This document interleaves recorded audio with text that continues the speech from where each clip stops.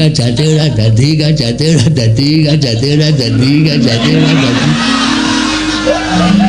woi dan reng asline demite udu iki Andi nang kono ngeri tenan ya aku anak gendruwo cacar das lho kowe endi wala kowe bunga to bunga aku bareng iki sing ora cocok tuwekan ora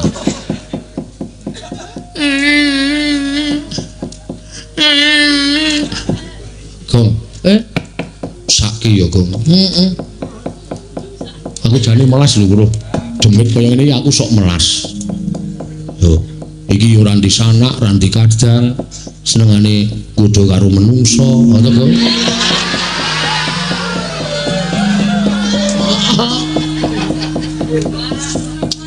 apa ya kowe mentolo iki ijen kan Purwang lho kok ora ndi dulur ora duwe anak kowe madhep rono kok iso pas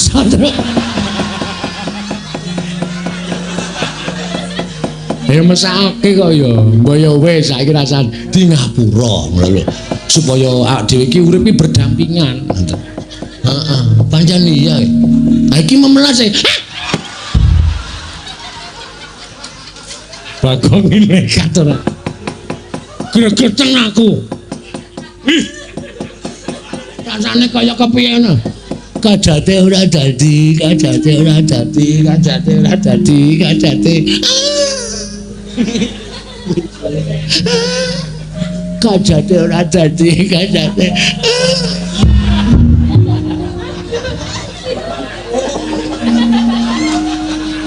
aduh ngapa Gong Dan balane Betari Durga ana sing nggawa mriyem pura siap menembakkan ngeri pura bunuh ayo ora krasa tetep empuk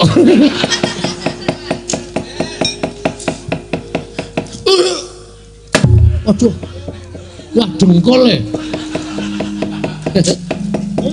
anak-anakane pancen semare deh kon kesiki demit kok malah udus iman lahir batin suci ora bakal kegodha dening apa wae Semar ki wis tuwa Semar ki wis menep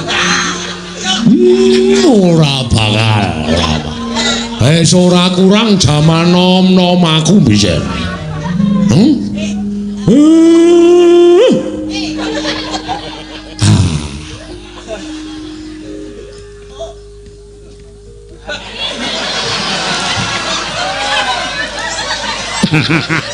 Iki cetha jenenge sapa? Betara sapa? Wah, nek bab kuwi aku ora ngerti. Kuwi mung swara tok. Wah iso uga kuwi mung swara tip. Utawa wong jajal sound system. Aja kepenak kowe watoni wara. Kowe topo merem to? Merem.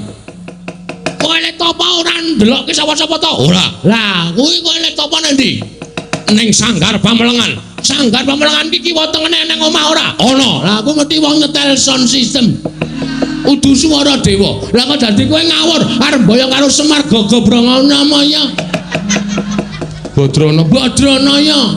Nayantaka Bojogati. Duduk Manangunung.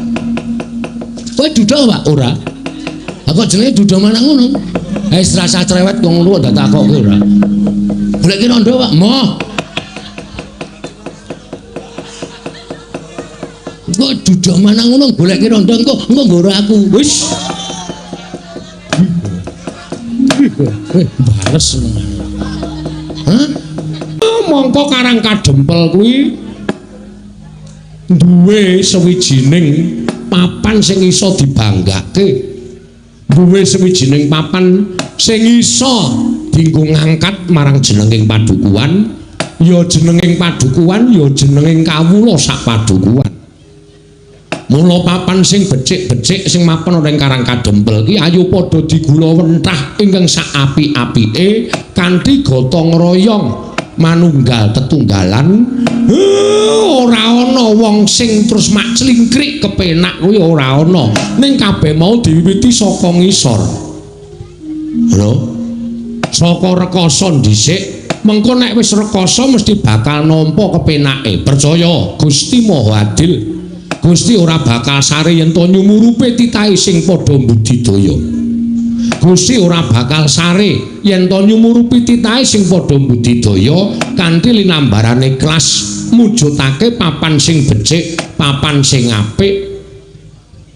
Wong nyatane nek upama dadi apik, Karang Kadempel kuwi sing ngrasake ora mung Semar tok. Ning wong sak Karang Kadempel ya melu ngrasake luwe-luwe papan sing becik, papan sing apik sing iso ngrawuhake para kawula liyan pedukuhan, luwe-luwe liyan praja padha tekan kene ayo padha digarap ing sak becik-becike. Kanthi cara mengkono padukuhane bakal kondang kawenang-wenang, luwe-luwe kawulane penguripane mesti bakal mundhak.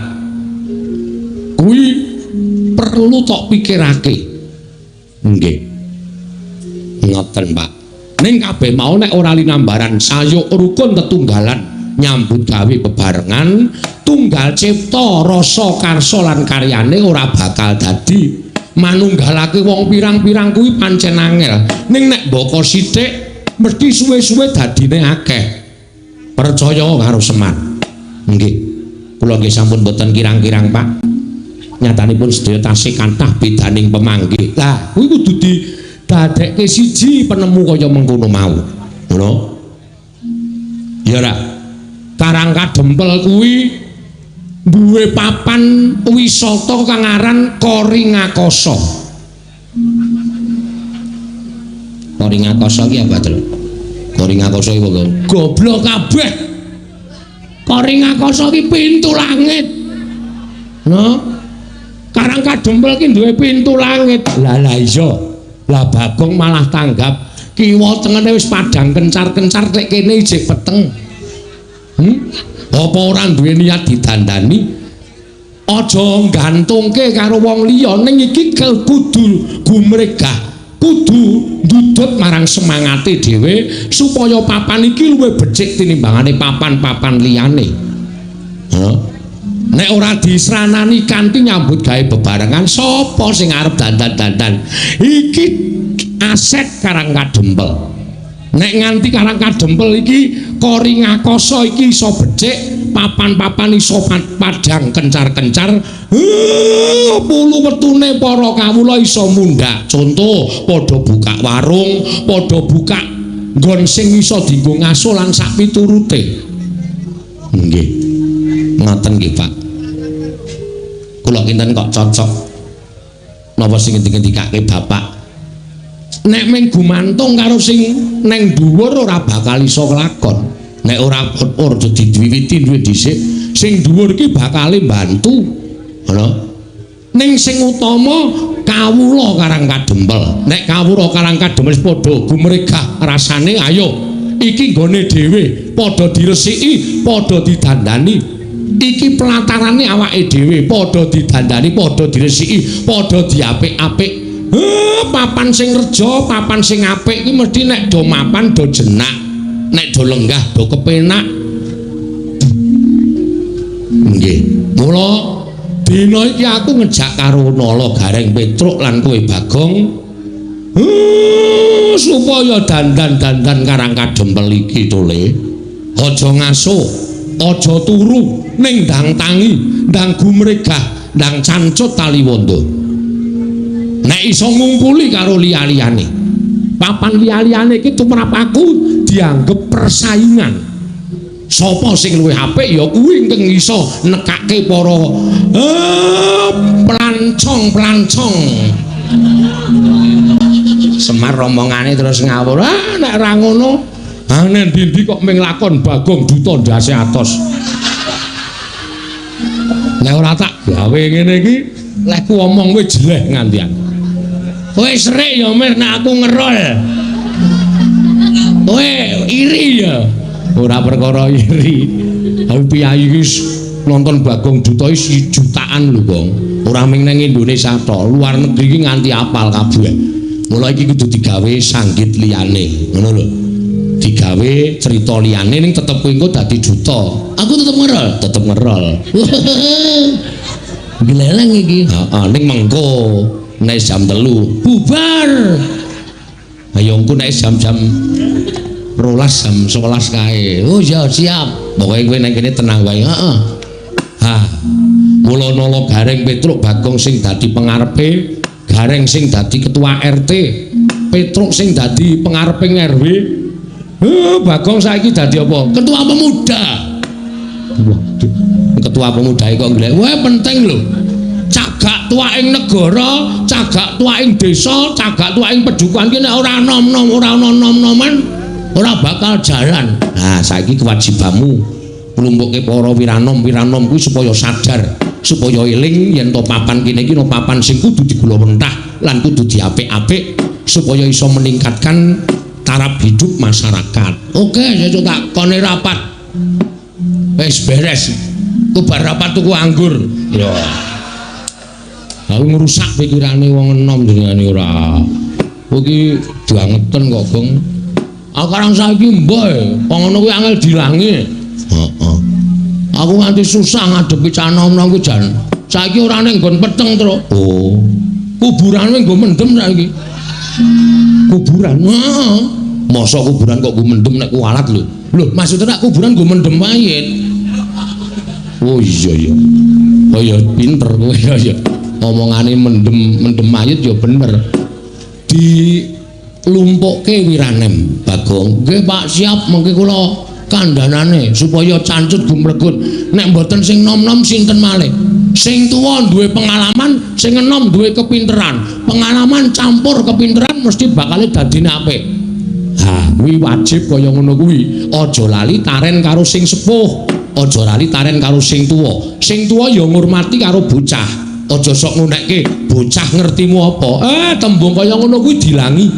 Saiki cah saiki wis pinter-pinter.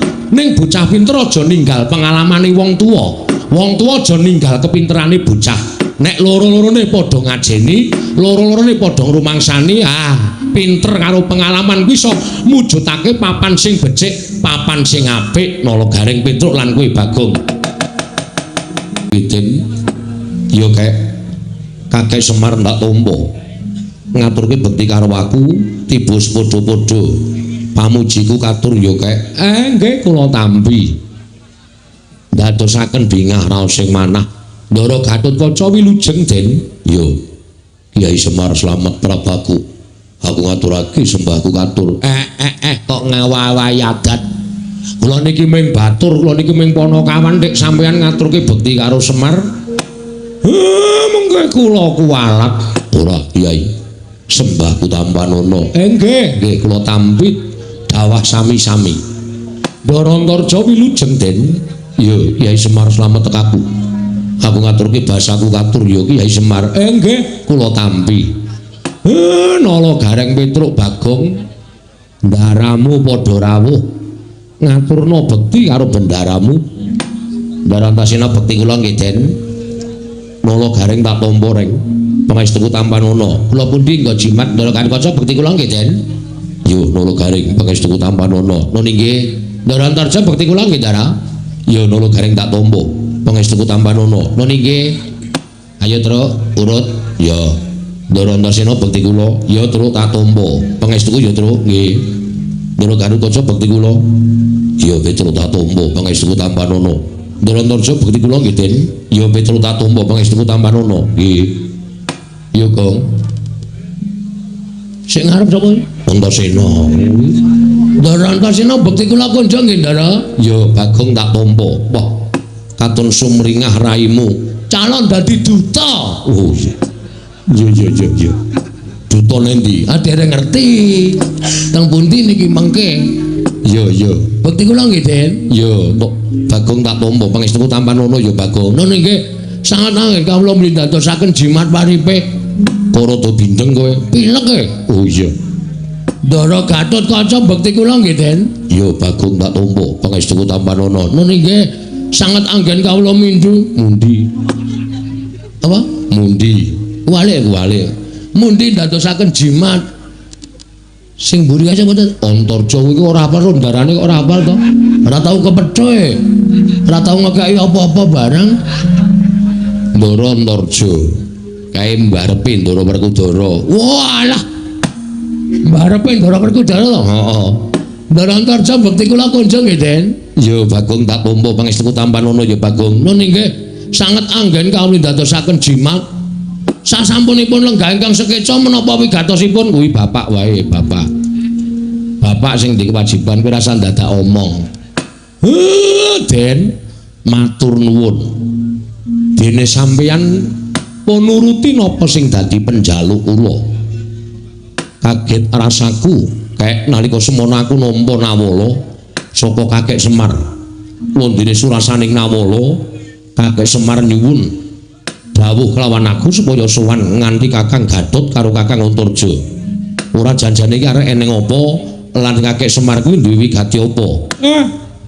Janjane ming sepele ning kula niku nek mboten atur kali para pepundhen menika raos kula kok mboten kepenak. Arep duwe gawe apa? Kakek Semar kula niki duwe niat kalih anak-anak kula niku mbangun Karang Kadempel. Mergo Karang Kadempel menika kathah papan-papan sing wajib entuk kawigaten saka kawula sak Karang Kadempel. Mila niat kula kalih para kawula sak Karang Kadempel kepengin mujudake papan menika kanthi sae lan ingkang saestu ngremenaken. Ning nuwun sewu gandeng kula niki wong sekeng, kula wong ora duwe. Kula niki wong sing urip kula niku mung cukupan. Bebasan gegede nempyak kurang sagak, kakehan gluduk kurang udan. Mula kula ngrawuhaken sampeyan-sampeyan iku ingkang wigati mboten ketang kula niku diayeng-ayeng. Diparingi bantuan apa kemawon mboten kok kula ngemis njaluk brana picis mboten. Ning wajibe diarahke utawa digenahke, dipernahke sampun ngantos tumpang soh mangkinipun supados papan menika dados kanthi sae Ndara. Oh, perkara ngono to. Nggih. Pokoke cekak gampange nyuwun dana. Saking Ndara-ndara Antarja, Ndara Garwaca, Ndara Antasena. Ora ya, Gong. Iku partikel kuwi luwih apik tinimbang dana. Nek dana kuwi ndang entek, ya nek dicake apik, nek kecake ora apik ya bakal entek. Ning iku partikel pikiran ki luwih berharga tinimbangane dana probaya. Welo. Ora nggo dana ora sah. Danane saka awake dhewe. Awak dhewe kudu wani geteh sithik. Ngono. Kudu wani berdarah-darah sik. Lho. Ana tetembungan berakit-rakit ke hulu, berenang-renang ke tepian. Lho, bersakit-sakit dhisik, bersenang-senang kemudian. Lara-lapa dilakoni. Engko kepenake dirasake bareng. Nek aku caraku kaya ngono kuwi. Ngono. Ora ana wong mukti, ora ana wong pinter, ora ana wong sugih. Langsung dadakan sugih kuwi ora eneng, mesti budidaya. Mesti berusaha. Biyen yo saka cilik, biyen yo saka sithik dadi akeh, saka cilik dadi gedhe. Ngono. Ora ana wong kok tiba-tiba nampa duit sak gepok terus dadi sugih kuwi ora ana. Upama ana, kuwi engko mlarate yo gampang. Ngono ya. Wong kepenak ki nek mak clikrik tekan dhuwur kuwi engko tibane gampang, nek ora ngrekoso dhisik kuwi engko le medun ya gampang. Ning nek direwangi ngrekoso, direwangi tapa brata, direwangi ngelih, direwangi prihatin, kuwi upama kelakon penjangkane bakale langgeng. Kuwi wong Jawa kepercayaane ngono kuwi. Ngono ya.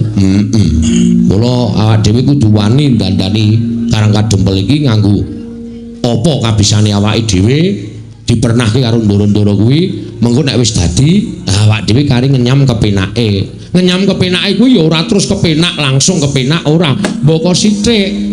Tuh, kaya wong dodol kae buka warung ya ora terus laris biyuk. Nek terus laris biyuk kuwi tegese mesti tangga teparo do ngrasani, wis kae ngingu-ingu lan sak piturute. Ning mboko sithik, nek masakane digawe enak, panganane digawe murah, tur ya ling ladeni kanthi senyum ramah. Anggo pelanggane akeh terus dadi kepenak. Ngono ya, Tru. Ha iya, kuwi falsafah Jawa ora kena ditinggalke. Kudu diugemi tenan. Oh iya, ha iya. Ha, milih saking menika, Ndara. Kula suwun sawetawis wekdal sampeyan mang lenggah sawetawis wonten ing Karang Kadempel.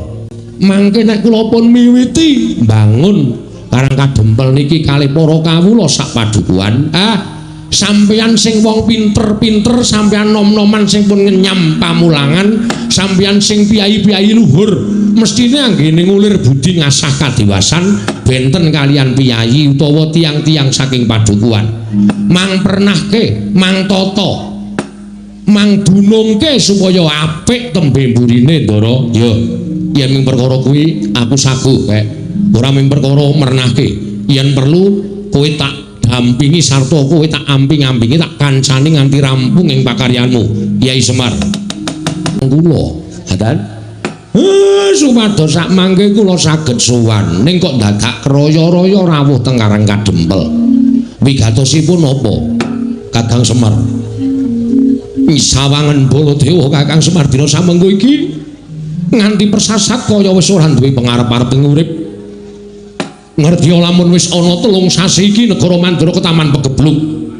Akeh para kawula ing esuk lara sore ketiwasan, sore lara esuk tekaning pati. Mongko madal saling usada. Wis ora kurang-kurang gonku ngrawake para Brahmana Winasesiwa Sugata miyang pranipun supaya nambak rengkaning praja parandening katindakake gagar wigartan antuk karya. Nganti adeking nata Mandura Baladewa disuraki dening para kawula sak negara Mandura. Sinenggo aku sawijining ratu ingkang ora bisa paring pengayoman marang kawulaku. Waduh, Kakang Semar. Mandura geger.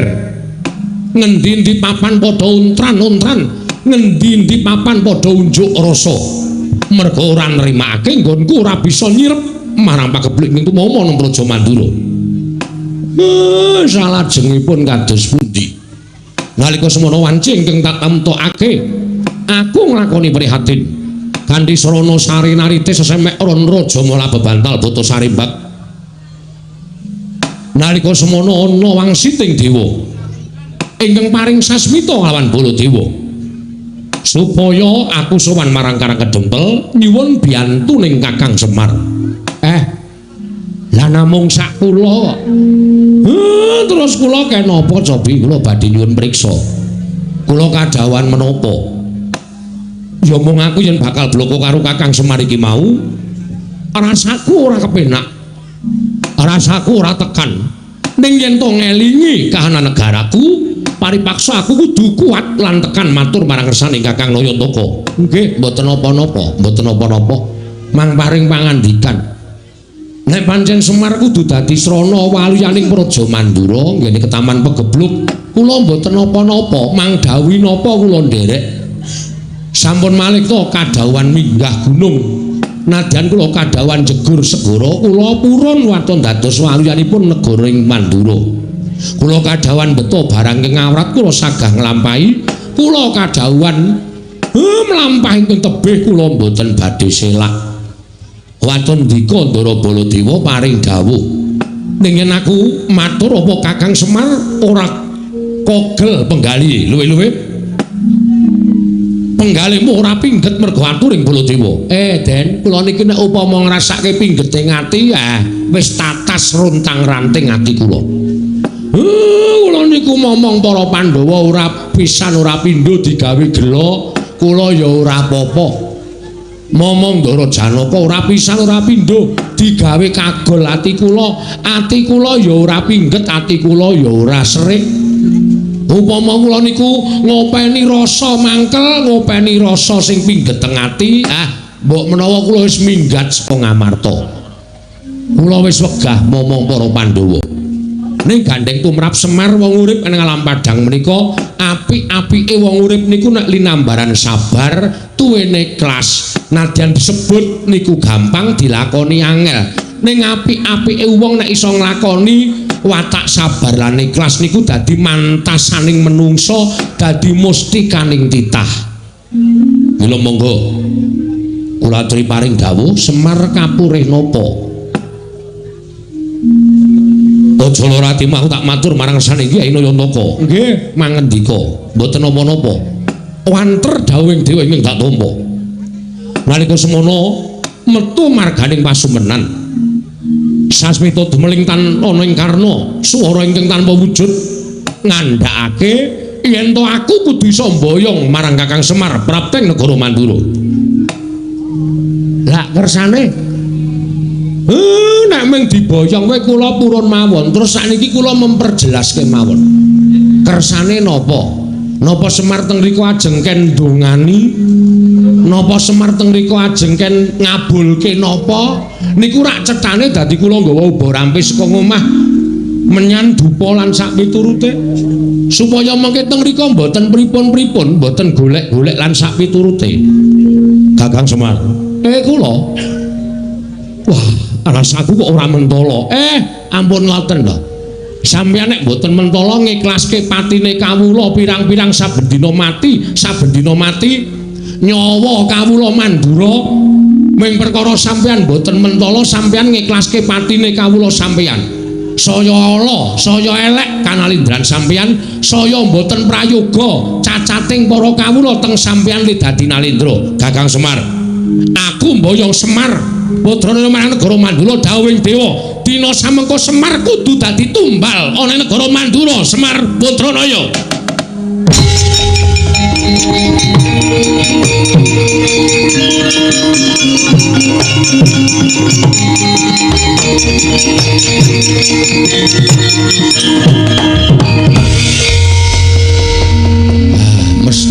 Mesti lho. Kowe arep ngopo, Bagong?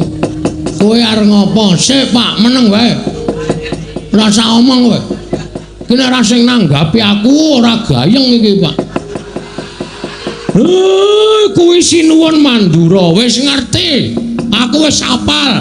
Iki ya bendaraku, ya pepundhenku. Aku cetha banget omongane. Semar, kowe atagon ning Mandura arep tanggo tambal. Ya sok kupinge. Apa gong tambal? Tumbal. Hah? Tumbal. Tumbal apa tambal? Tumbal. Tumbal apa tambul? Tumbal. Tumbal? Saya nesu aku. Penyakit gugu karepe dhewe. Nek ora digenahke Petra iki mau aku basa apik-apik karo sampean. Nek bareng digenahi karo Panakawan sing jenenge Petra, kakangku, nek Semar arep digawe ning negara Mandura nggo tumbal wae lah. Kewanen kowe ling ngucap. Aku jane ora mentala, Bagong. Ning piye meneh negara Mandura mbutuhake Semar. Semar ki menungsae, udu sapi. Semar ki menungsa. Bapak Semar ki menungsa tur dadi pengarepe Pedukuhan Karang Kajembel. Nah saniki kula tak takon karo sampean. Sampean entuk wangsit saka sapa? Saka dewa. Dewa ki cetha jenenge sapa? Bathara sapa? Wah, nek bab kuwi aku ora ngerti. Kuwi mung swara tok. Wah iso uga kuwi mung swara tip. Utawa wong jajal sound system. Aja kepenak kowe watoni wara. Kowe tapa merem to? Merem. Kowe lek tapa ora ndelokke sapa-sapa to? Ora. Lah, kuwi kowe lek tapa nang ndi? Ning Sanggar Pamelengan. Sanggar Pamelengan iki kiwa tengene nang omah ora? Ana. Lah aku mesti wong nyetel sound system. Udu swara dewa. Lah kok dadi kowe ngawur arep boyong karo Semar Gagabrangan namanya. Badranaya. Nayantaka Bojogati. Duduk Manangunung. Kowe duduk Pak? Ora. Aku jenenge duduk Manangunung. Wis rasa cerewet wong luwih ndak takokke ora. Goleki rondo Pak. Moh. Kowe duduk Manangunung goleki rondo engko nggoro aku. Wis. Bares. Hah? Nek Bapak Ardigawa menyang ngendi mau? Negara Mandura jelas aku ora ikhlas. Nek tekan negara Mandura Bapak kon ngopo lah? Sing liyane tumbal, ora masalah. Gawanen Bapak. Nggo ngeneng kene ya nggo apa? Nek Bapak terus digone negara Mandura kok arep dinggo tumbal berarti kan meng dipateni. Monggo dinggo tumbal ki tegese dipateni, ateges aku ora weruh bapak meneh. Aku kelangan bapak. Hah? Terus kowe tenang-tenang ngilangi nyawane Semar. Terus kawulamu tentrem. Terus kowe ayem nang kono tanpa memberi sedekah sedikit pun kepada. Ana pancen kowe nganggo tumbal Semar. Tukunen kowe. Cedes iki. Meneng wae Pak nek payu larang keke Pak. Ora apa-apa ya. Ya Tra ya. Oh, Petra setuju kok. Ora apa-apa nek nyang-nyangane larang tak keke nggo. Ora apa mati kowe malah bener lho Pak Mane kowe urip perkoso to Pak. Waduh. Midoni Semar. Hah? Aku sing ora trimo. Aku ora trimo. Lah aku tekan kene kudu boyong Semar. Ora iso. Ora iso boyong Semar. Kena boyong Semar. Waton kowe iso nglangkai batange Bagong. Kowe lak kewanen, Gong. Ndoro Baladewa iki duwe pusaka ampul, Gong. Apa? Nenggala, Alugara, utamake Gunung Jugruk Segara Asat. Kowe duwe pusaka apa? Wah, ora ngerti. Nek mintamake Gunung Jugruk aku duwe to. Saya nek adem-adem ngene iki. Tak tamake Gunung Jugruk kabeh yakin mbok Gunung 10 wis to. Tamani Jugruk kabeh. Tenan aku. Yakin wis. Jenenge apa bos? Ora tak duduhi jenenge. Nek ngerti duduhi bentuke ya yo. Ya ya. Lah mentuk nanti kok gawan. Oh. Gawan padake iki. Anggere tak cuk ngono mesti grugutuk ngiwonengen.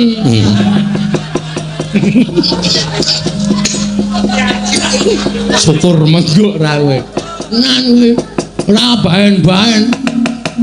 Aku ora wedi karo Baladewa ben pokoke arep boyong bapak lho aku ora entuk yakin sumpah. Nek ngono kowe mepalangi karepe Baladewa. Lho, mesti to. Genawe wang-sulang ngene kok dikira ora mepalangi. Wah, dalah. Woi. Nek meng bengok wae iso aku. Apa dume Baladewa? Woi, blenal, panane jajan sebentar wae. Wani arep lagi ngono apa? Aku ya iso. Kowe aja pamer swara nang kene. Seru aku cangkeme mbok aku. Nyebarake ora. Gong engko ndak kriwikan dadi grojokan keguyon dadi tangisan lho. Sing sabar. Terus kan piye alon-alon? Iki wis mulai adem lho, Truk. Kene ora disemangati ngono iki. Lho sindane wis do krudung taplak kabeh. Iki kepiye to kok dadi loro iki jan wis. Wis. Kokean iki, Truk. Sing loro diglundungke mrana wae kae. Mesake ora. Jero banget ora. Aja angu-angu lho, Pras, kok manti ngono ora. Kok nang koyo saka kono wae. Dikai godhong medun ora. Ngono wae. Kowe iki malah werna-werna. Kowe iki ngguyung apa Baladewa? Kok melu guyung apa? Aku ora ngeluconi kowe. Aku iki nesu kowe kok kowe mesam-mesem. Ora kena aku menglucu karo Petruk karo Gareng ya, Truk. Heeh. Aku dadi kowe melu guyu. Wah, panusmane jajalan. Butuhe bapakmu tak boyong entuk apa ora? Nek ora entuk tak boyong aja kelakon kok sapa kira-kira kowe kuat nadai Kyai Nenggala. Kyai Kalogoro Barat. Diar kowe. Ayo, kek pusakamu kuwi mutokke, Gong. Isih kendho e.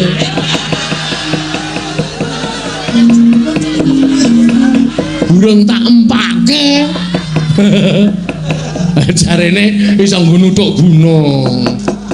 Ha iki nek ora dimatke ya nggo nuthuk ya ora jugrek. Men kaya wong keplok. Iya.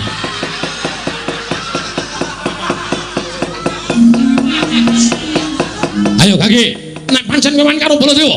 Kaki, tantangan Baladewa. Kowe mepalangi aku nggo nembayang Semar Badrana aja lakonku sapa Bagong. Nang ngendi papan ana terkati dayan. Diteter Baladewa apa Bagong sing tekaning pati?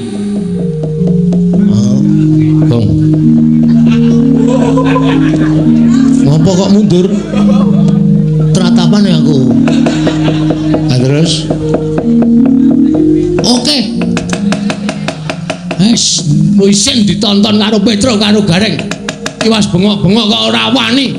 Oke, nanti papane wong neter kadetayan. Bagong. Mundur. Ngapa, Pak? Mundur. Aja dipisah, Pak. Aja dipisah. Ora tak pisah, mundur. Aku wani, Pak. Ya aning mundur. Kowe ora ngerti kowe iki okol ora nganggo akal. Bapakmu iki delok temandang ora usah bengok-bengok ning merantasi. Bapak arep gelem diboyong? Ora, ning kowe minggat tok. Kandhani ngeyel ora. Wah, getun aku to. Lah sido gelut getun aku. Gayamu lah. Moto penge nuwun sewu. Nek sampeyan ajeng boyong kali Semar ngawi, enggak. Kula mang boyong. Kula ikhlas didadekke tumbal teng negara Mandura mboten napa-napa. Kula manut. Yen kowe ikhlas mapana dina iki tak boyong Semar Badraya. Monggo ndara kula kantun nderek kali sampeyan. Ucap carita nalika semanten. Arsamondo Kyai Semar Badraya nenggih Sanata Prabu Baladewa. Eling-eling Semar Usaka bisa kandha jimat kang bisa ngucap kasinungan kadidayan linangkung bebasan Dewa Ngejawantah. Bupi Arsa Anggrayang Lurah Semar Badraya kena dayaning Lurah Semar Badraya dawah kalenggak nata Mandura. Ilang sipating nata Mandura nenggih perjineman pasetan kaya lumayet nenggih Sang Jaramaya.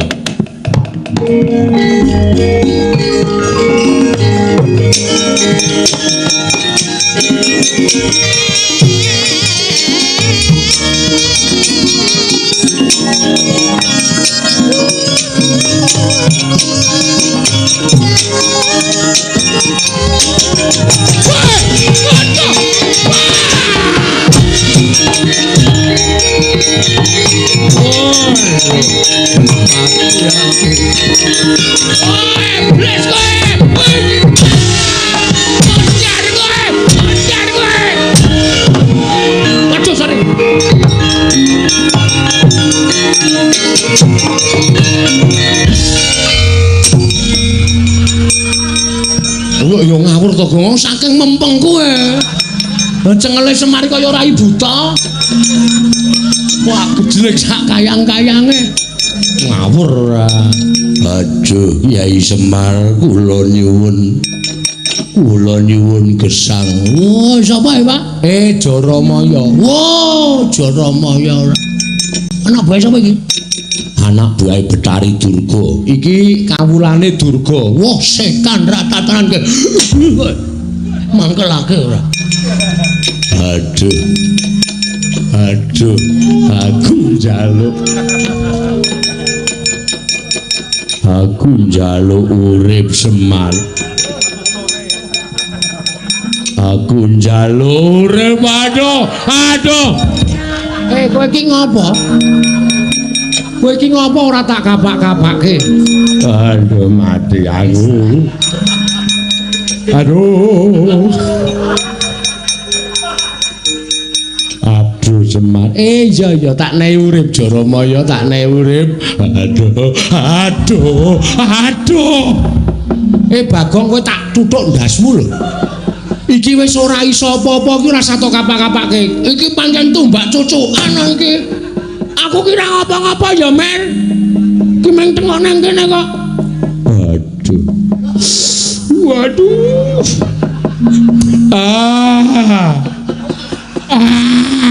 Bagong, lah we iki jan wis iki tumbak cuk. Ki tanganku nang dhuwur wis lho. Ora ngapa-ngapa. Aduh.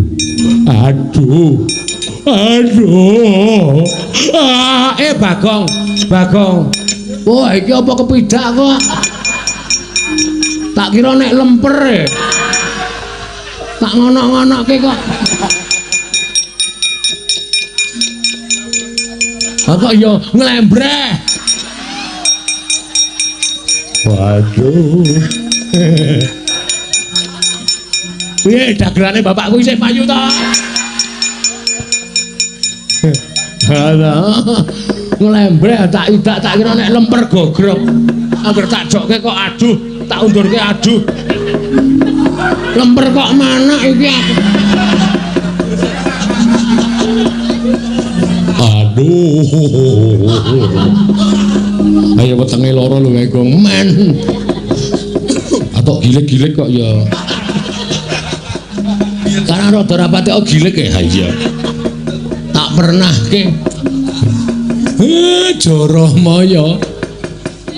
Inggih Kyai Semar. Ngapa kowe? Namung dipun utus Pandya Betari Durga. Supados saged damel karti sampika pejahipun Kakang Semar inggih Kyai Nayantaka. Durga ya ora leren-leren gone gawe srana patine Semar. Lah saiki durgane nanti? Samenika para perjineman Baju Barat sampun ngramyang ngebaki Karang Kadempel. Wis ngramyang ngebaki Karang Kadempel. Inggih mila mekaten. Ayo kowe minggat to. Omong karo Durga. Nek isih ganggu Karang Kadempel, iki mengko aku sing bakal ngadepi. Nyuwun pamit Kyai Semar.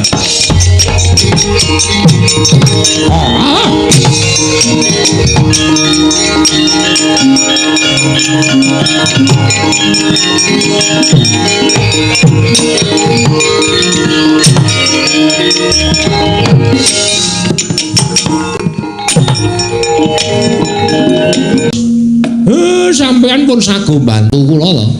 Mula perkara wadya balaning Betari Durga niki kula pasrahke sampeyan kalih anak-anak kula. Kula tak ngrantam sarta kula tak mikir napa sing kula butuhke.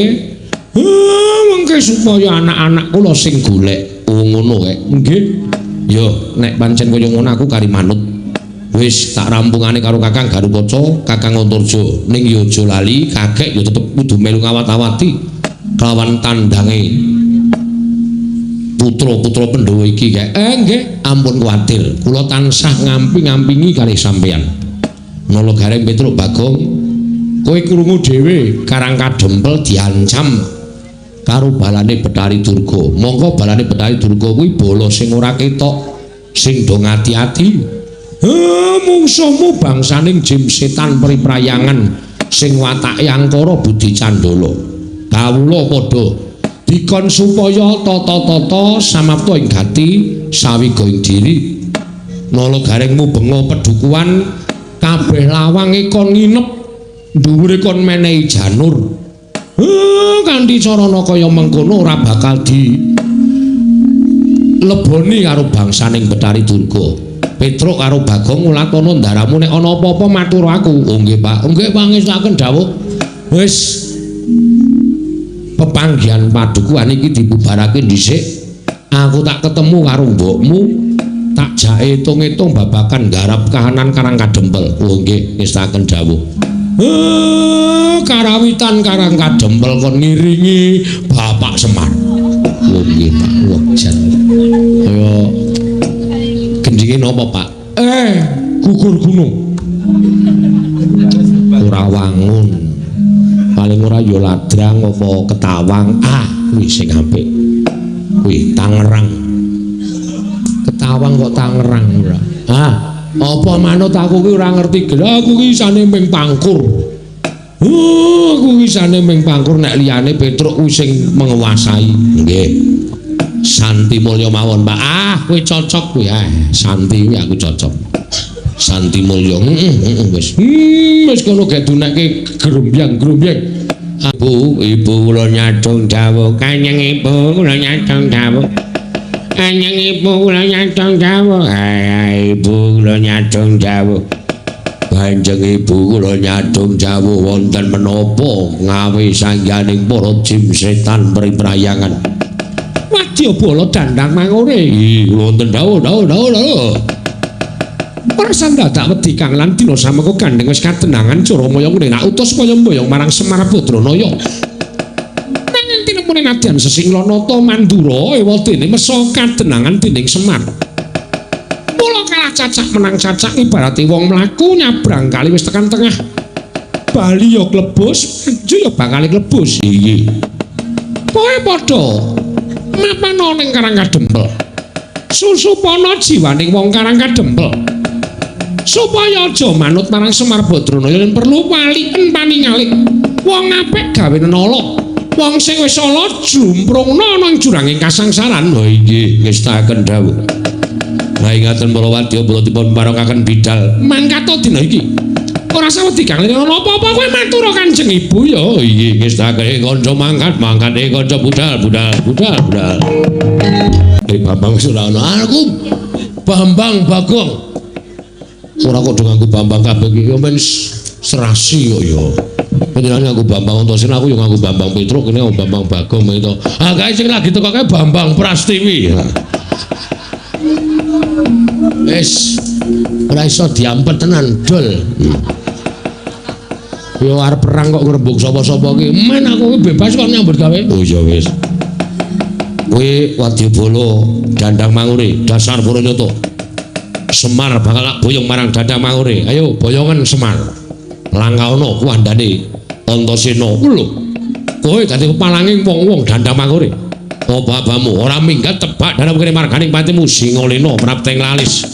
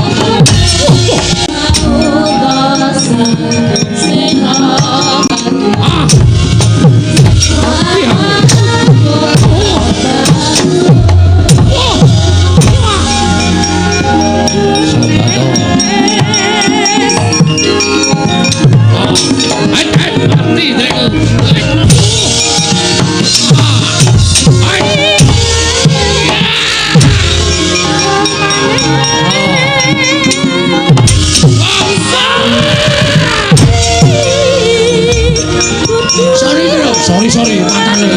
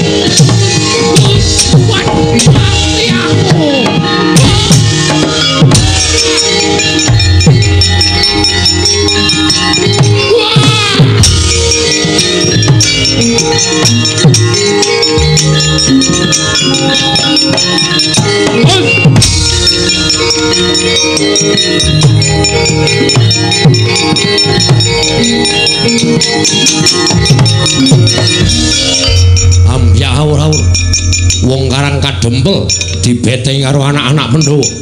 Kowe wong Dandang Mangure ya dasar Puranyata Satra sisik Antarja. Kowe sapa? Aku Tumenggung Salukat Katut Barat.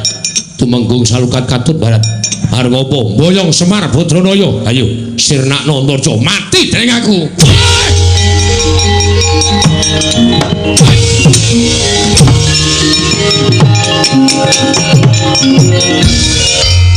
Cerdas langsung dadak kokehan polah. Tak canda tak gomblesek ning jero bumi. Modar mesti wonge. Ngene iki lho, wong top ngene iki. Ora kaya adine dadak meseng-selke awak. Iya, betul nggih.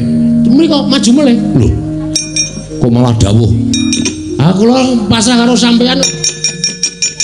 Adikku Gatotkaca durung manggang karya. Wah, dari iman marang ngaso ning antariksa kaya. Lek ra tak celuk tuman wae. Kakane ro adine nyambut gawe, sampean teng pundi?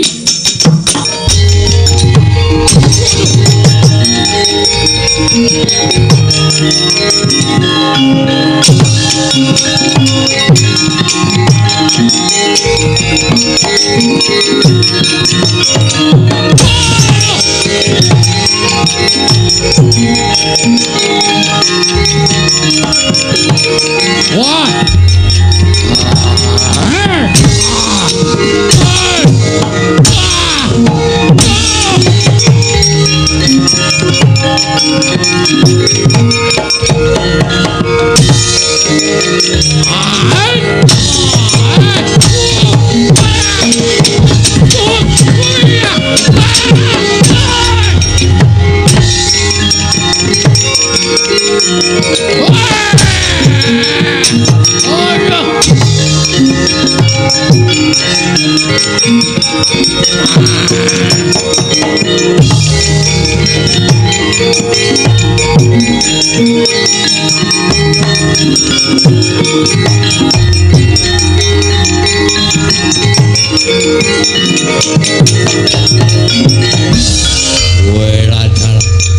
Wadyabala menungso dandang mangure padha nungsang kuyang lumbuk bentus.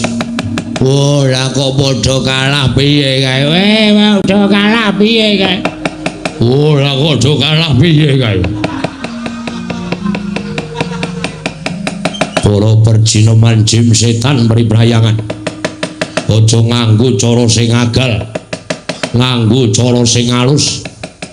Jiwane wong-wong kae disusupi men padha gelut dhewe-dhewe kanthi cara mengkono karang kadempel bakal geger. Oh iya, ayo Kang tak derekake. Ayo Kang tak derekake. Ayo alon-alon.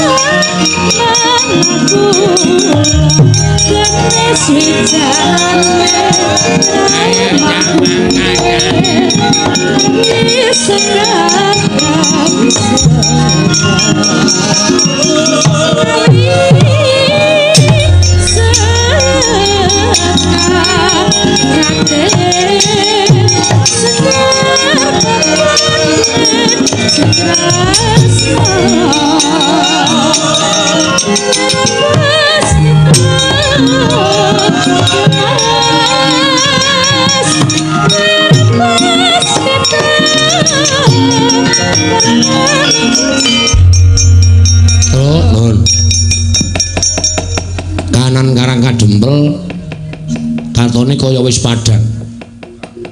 Iki wis tentrem kahanane mengkari bapakmu bakal miwiti bangun karang kadempel. Nggih. Nek ya kudu tata-tata lho, Den. Merga nuwun sewu. Sing nami Wadyabala dandang mangure niku mboten miwujud menungsa tok.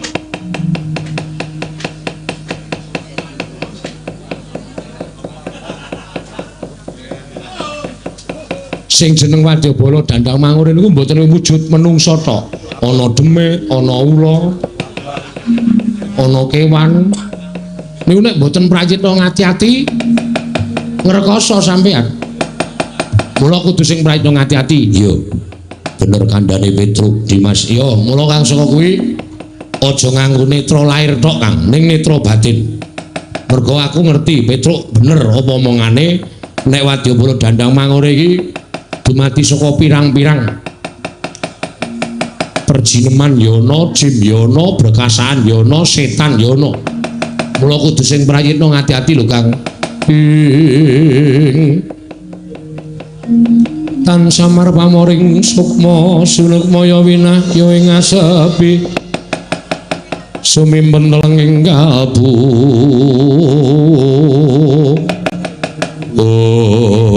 datan prayitna nata pringgondani Prabu Gatotkaca sinusupan balaning Betari Durga mila katingal abrit bergatak pasuryane nalika semanten datan taliwara anyandhak ora Petruk linarak wani kaget lisang Antasena wau.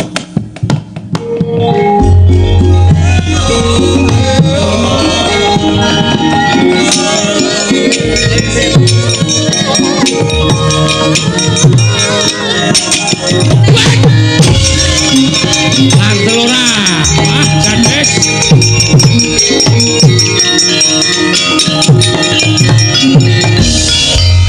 Lah tenan to Gong.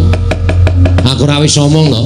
Wadyabala Dandang Mangure iki ora mung agal ning alus ya ana.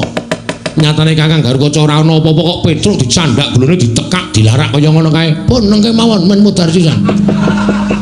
Ora kok Petruk kok mati. Ben Petruk iki diutang aku ora tau nyaur. Men tekan Ndara Garukaca aja.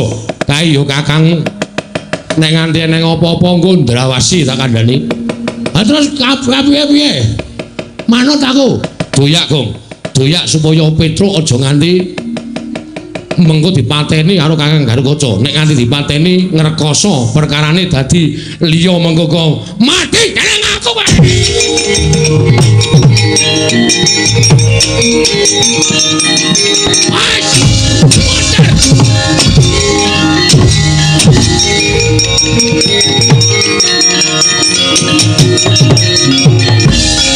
Amatara merata caya merata imbangnya bodo-bodo.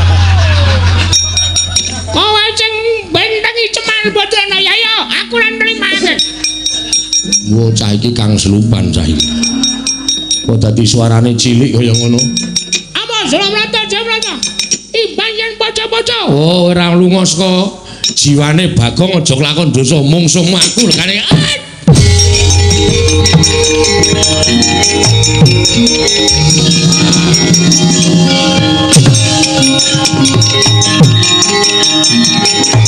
Mari kemari.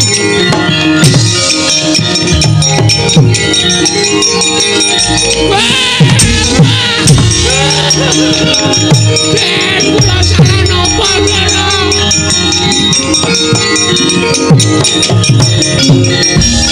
Kula salah napa Den?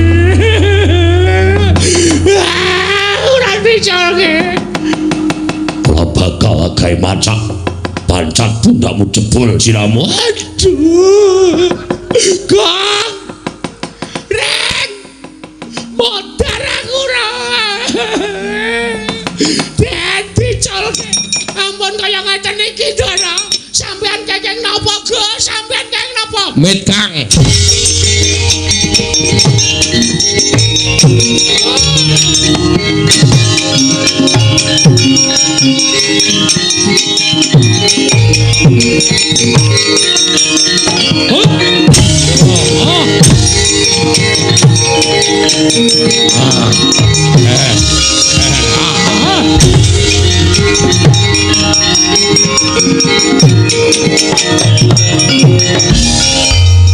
Dimas, aku kena apa?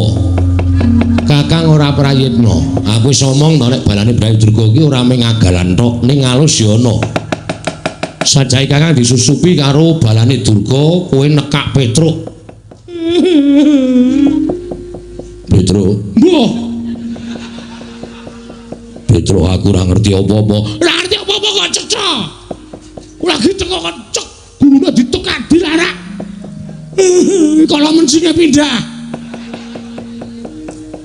Aku njaluk ngapura. Wis lho rasa dadak. Iki Kakang Garukaca mau diangslupi. Lho, sing angslupi sapa? Balane Betari Durga. Oh, niki pun sadar srek. Wis. Bagong mau ya heeh. Nggih napa? Heeh. Nek ora tak tulungi Bagong mau ngamuk ora karu-karuan. Mripate abang. Ha iki mati kene. Ajar dasmu lho. Kowe ngapain? Jare Kang Slopan, wis mau ya nyok. Antil sisan. Jarene Kang Slopan kok jarene. Wis mari kok ya kok. Wis mari ya. Tak kira nek isih Kang Slopan. Iki mbebayani lho, Truk. Nggih. Kowe mlayu ning omah kono. Terus takon karo bapakmu njaluk donga nggo ngusir demit. Nek nganti engko demit ora do diusir, karang kadang ora tentrem. Saniki, nek ana demit mengko diusir nganggo japa mantrane bapakmu. Yo Kang yo.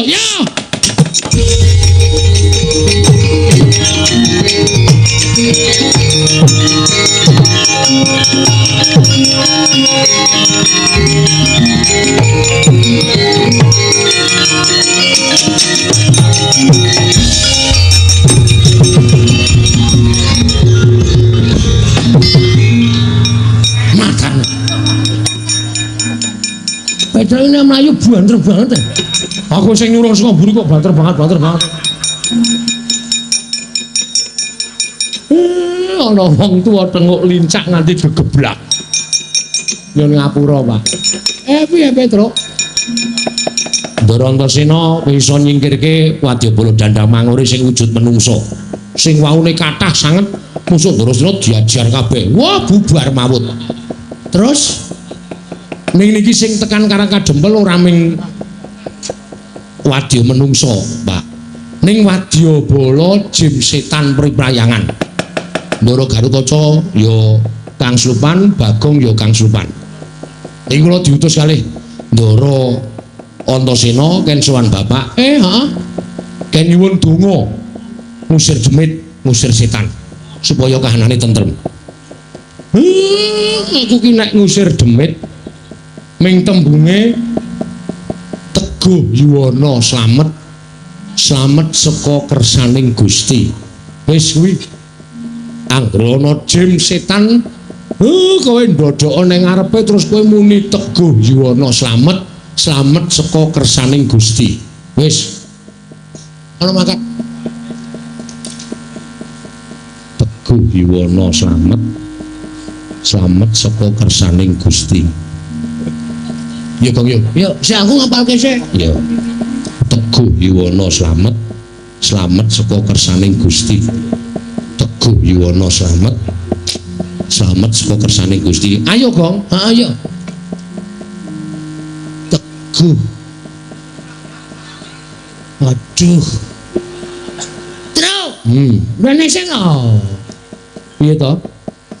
Aku ora apal Teguh Yuwana slamet. Pokoke ning ngapalke ngene iki. Teguh ning ngene Yuwana, terus ning ngene slamet saka kersaning Gusti. Oh iya. Teguh Yuwana slamet saka kersaning Gusti. Teguh Yuwana slamet saka kersaning Teguh. Waduh. Yuwana walah. Teguh Yuwana ning gone slamet ngampiri Yuwana. Angel tenan iki. Slamet ngampiri Yuwana ngejak Prastini. Angel tenan iki. Pokoke aduh kudu gareng meneh digareng. Gareng aja dijak aku ndak ngisir. Oh iya.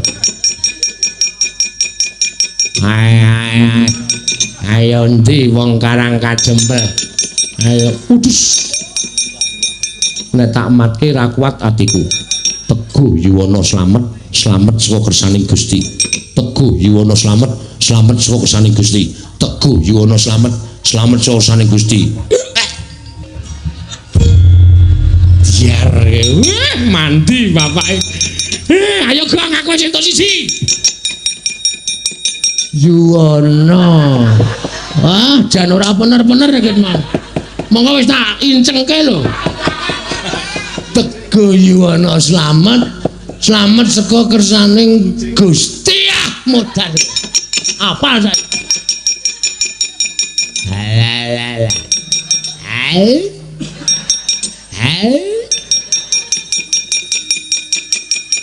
Waduh. Medani tenan iki.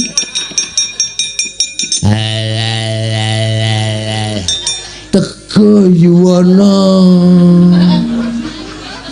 Aduh. Teguh Yuwono slamet. Slamet utang Teguh. Teguh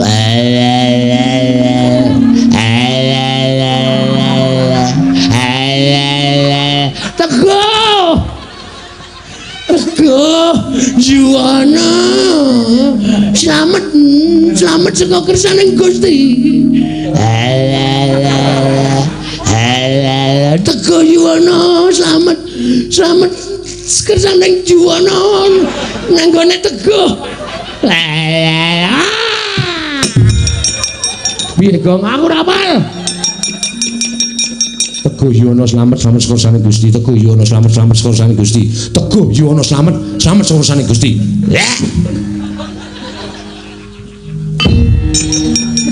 Oh, aku wis sukses kok. Udus. Teguh Yuwono selamat ya aku. Oh, kaya demit e bokongmu.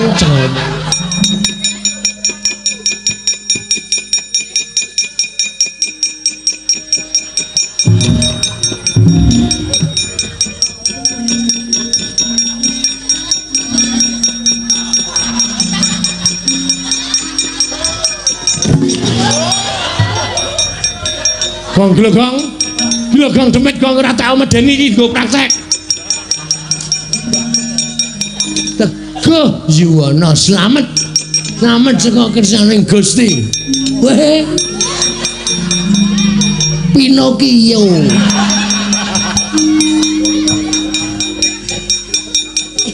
Teguh Yuwono selamat saka kersaning Teguh Yuwono selamat saka kersaning Teguh Yuwono. Sapa ora iku ora. Teguh Yuwono.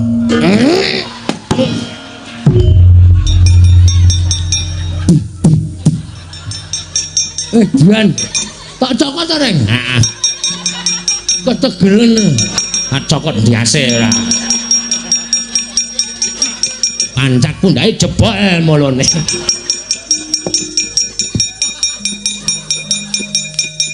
Aku kan njaluk Semar liyane kangelan ning ngapalke aku. Ora njaluk liyane wis.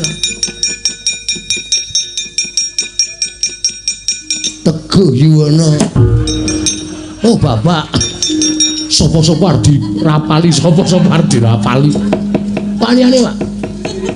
Liyane Teguh Yuwono angel tenan asli. Menan, Pak. Kajate ora dadi, cinciripit gula batu kejepit.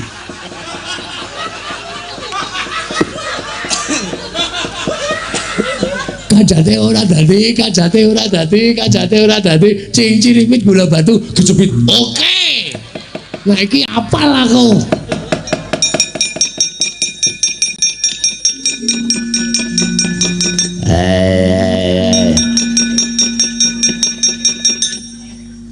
Kajate ora dadi, cincir silit. Gula batu kejepit. Kajate ora dadi, cincir silit.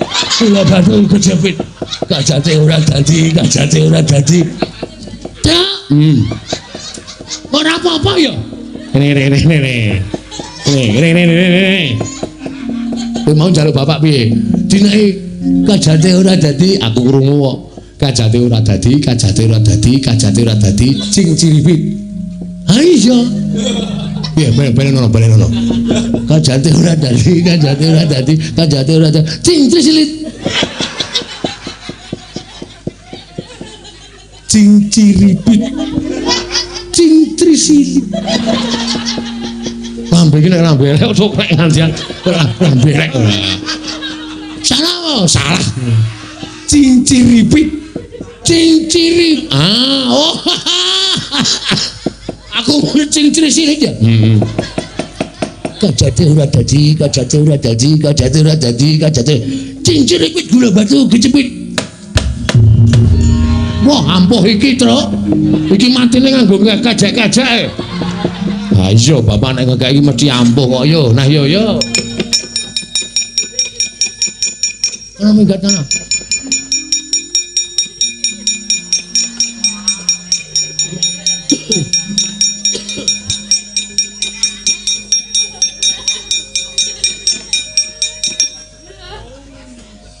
Yuwono slamet sekon Teguh Yuwono slamet sekon Teguh Yuwono slamet Bang iki bagianmu le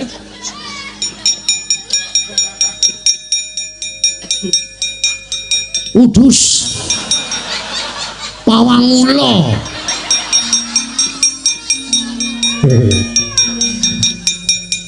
Teguh Yuwono slamet saka kersaning Gusti. Kajate ora dadi, kajate ora dadi, kajate ora dadi, kajate ora dadi, kajate ora dadi.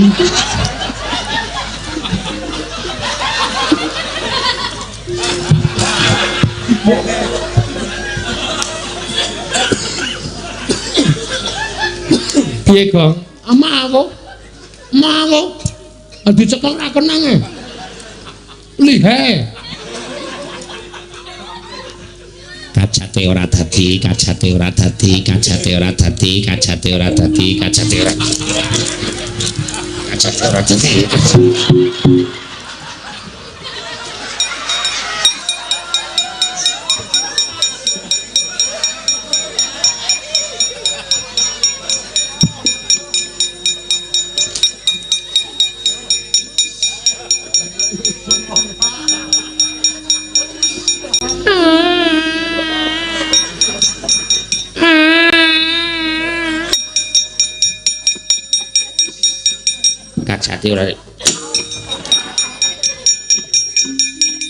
Petro rene ndongane iki tak ajar lho iki demit e Kong iki apike lho apik aja dadi dongani semen ngene iki wae oh jeneng demit kok iki demit medeni kaya ngono kok kajate ora dadi reng tak sumpel cangkemmu lho Ren nek nganti iki ilang obong mati ku tak ajar lho biar tok kapake arep tak ngu warding ora kajate ora dadi kajate ora dadi kajate ora dadi kajate kajate ora dadi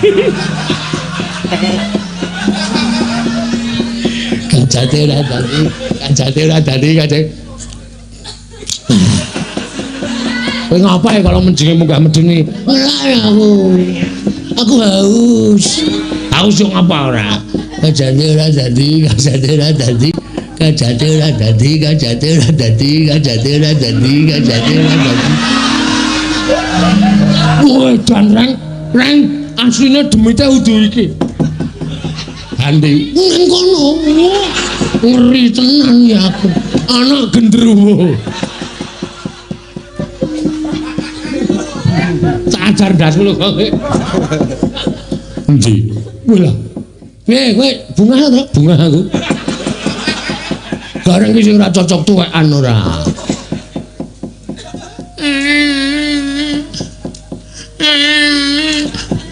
Gong. Saki ya, Gong. Aku jane melas lho, Bro. Demit kaya ngene aku sok melas. Lho, iki ora ndi sanak, ora ndi kadang. Senengane kudu karo menungso ngono kok.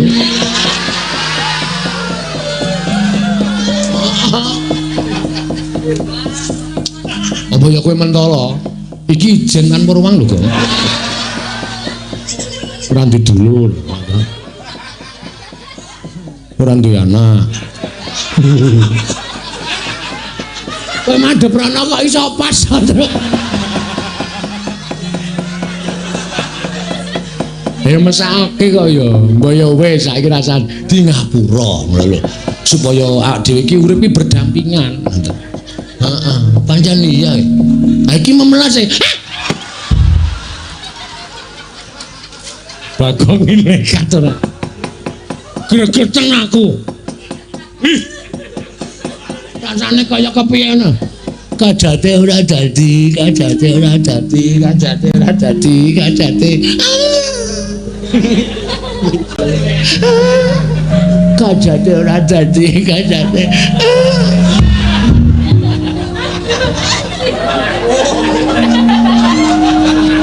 Aduh. Ngapa, Gong? Dan balane betake Durga ana sing nggawa mriyem to. Siap menembakkan. Ngeri to. Bunuh. Ayo ora krasa tetep empuk.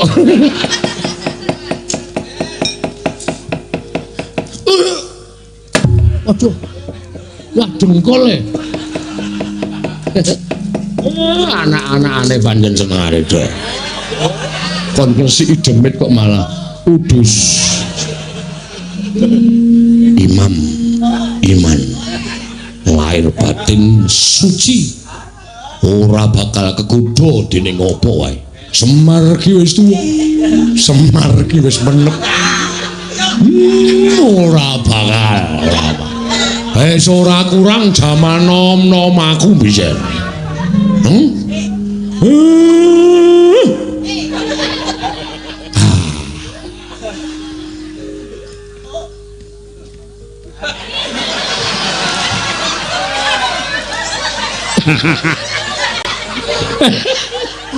Nek ora wong tuwa tak keplandase. Wong gayane ngliwat kok karo jangan iki jawil nil. Waku ora.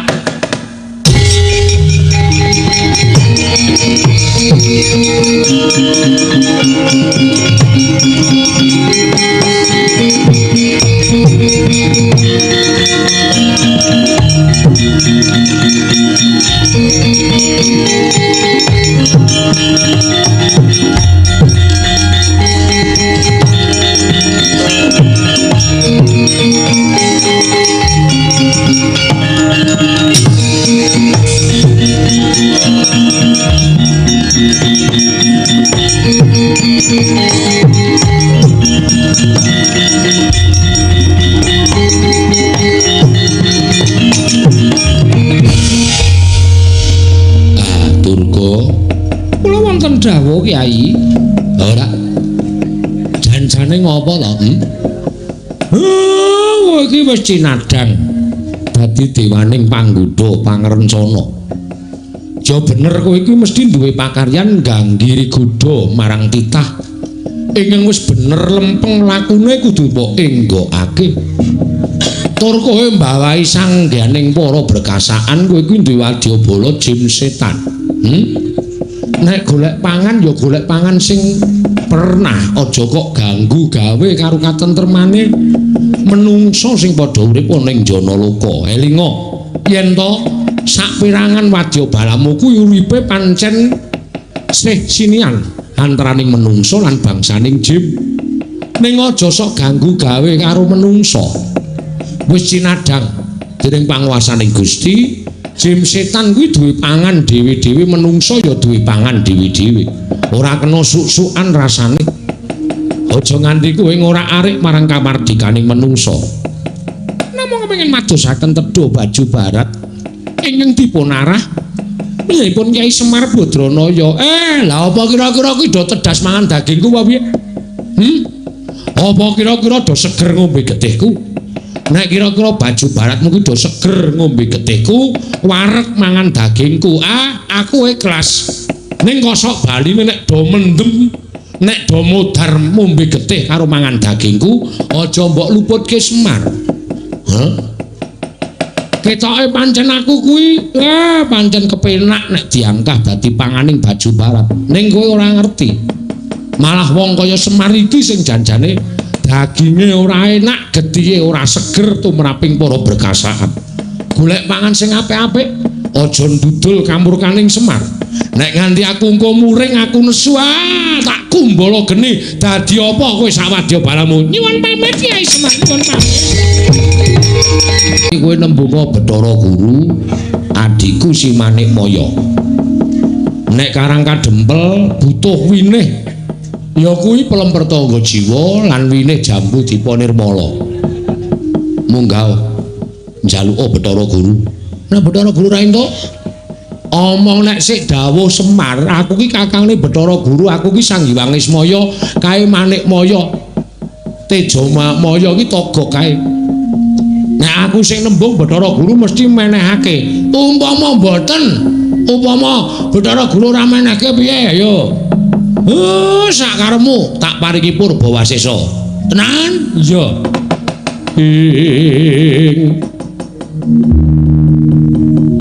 Bagong yen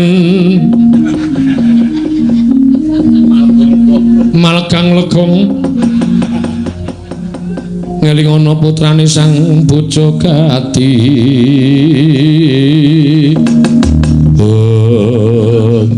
Suluk ya ngawur Bagong.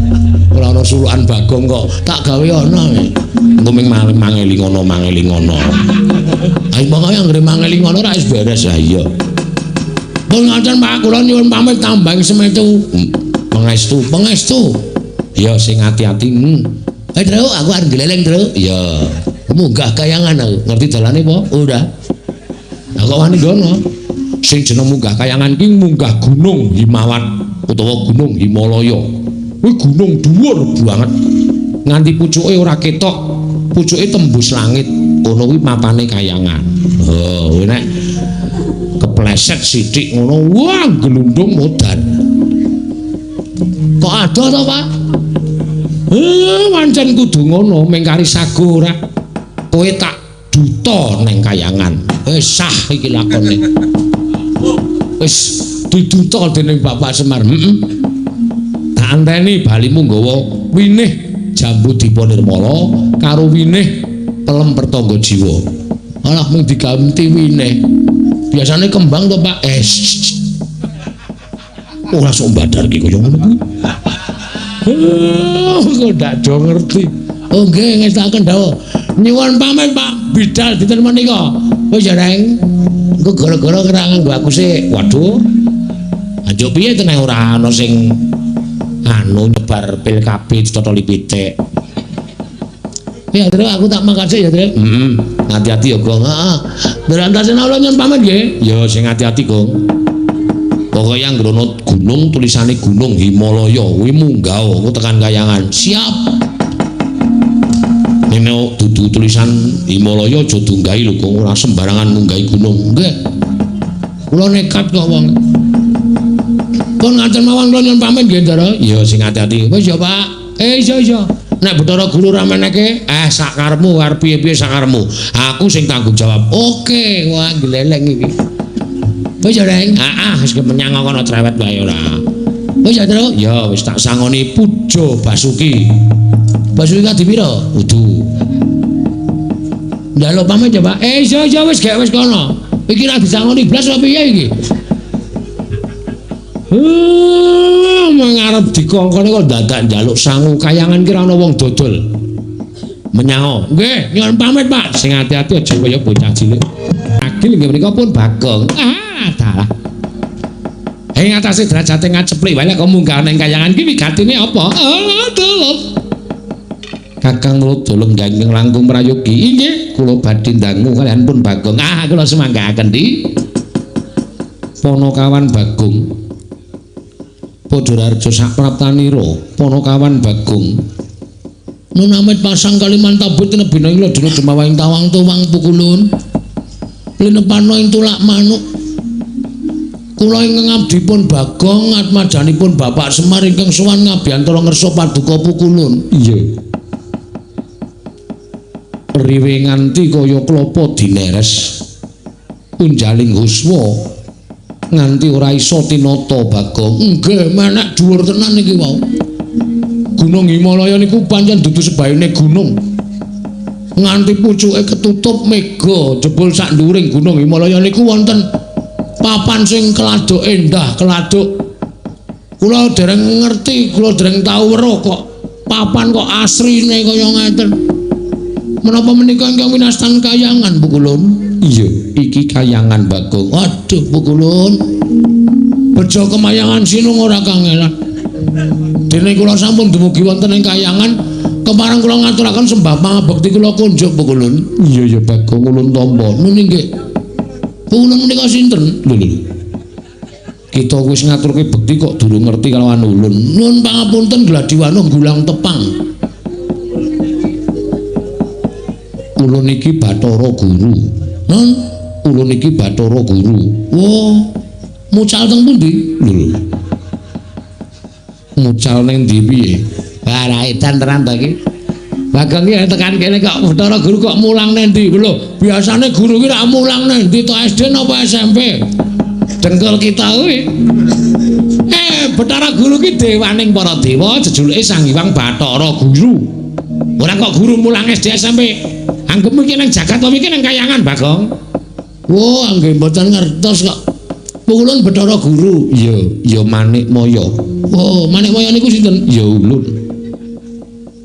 Ya Jati Murti. Wah, ora nggo gawe kursi. Hus.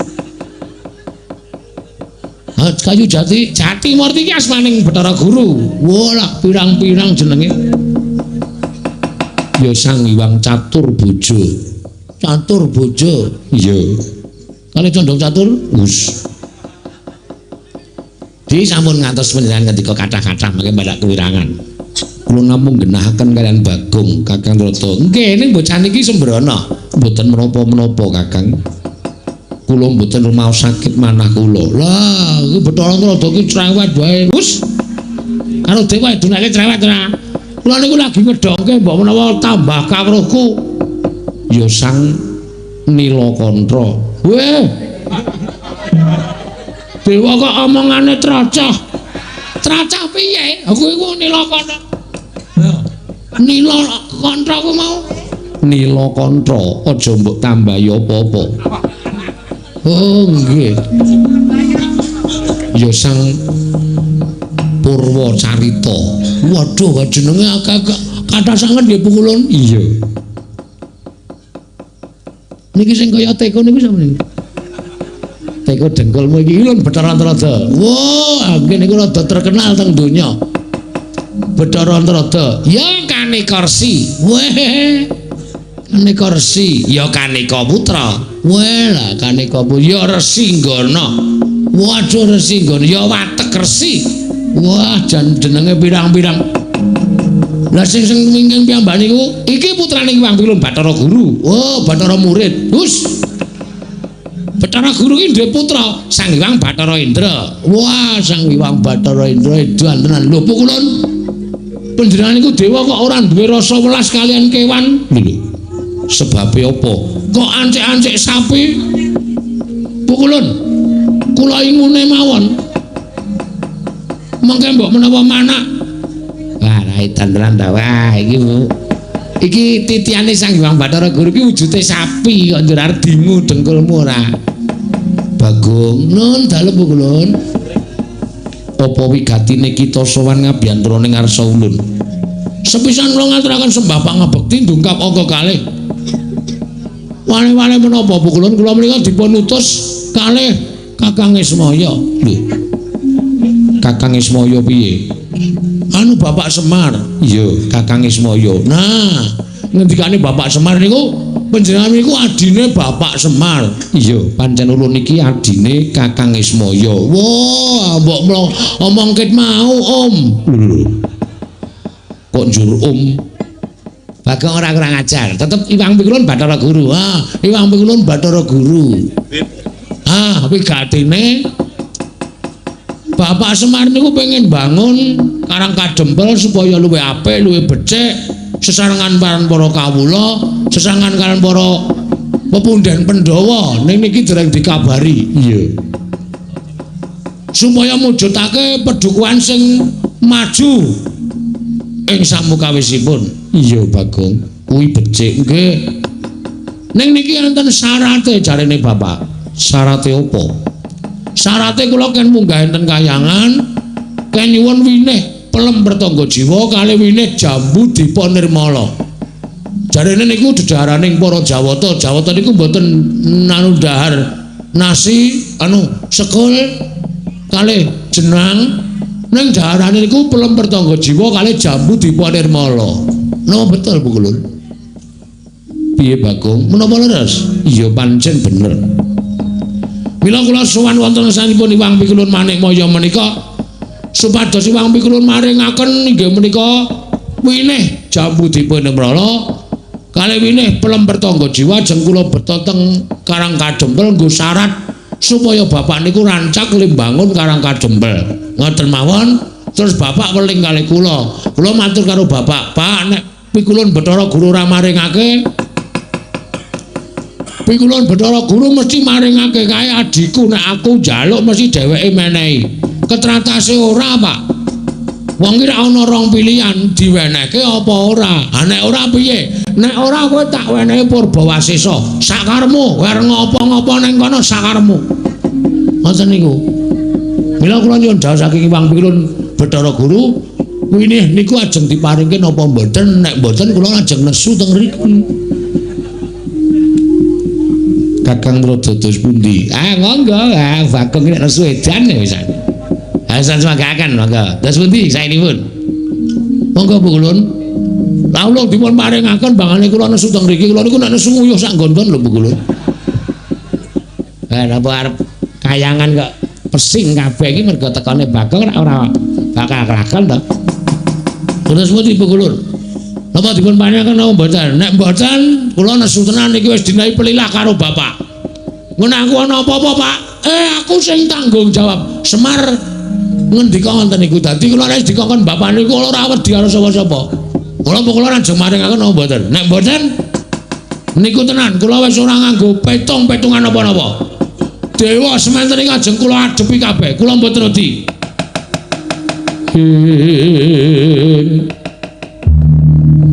Jaja muntap lir kinetap duka yayasinepe. Mitra kocak ngundarandir.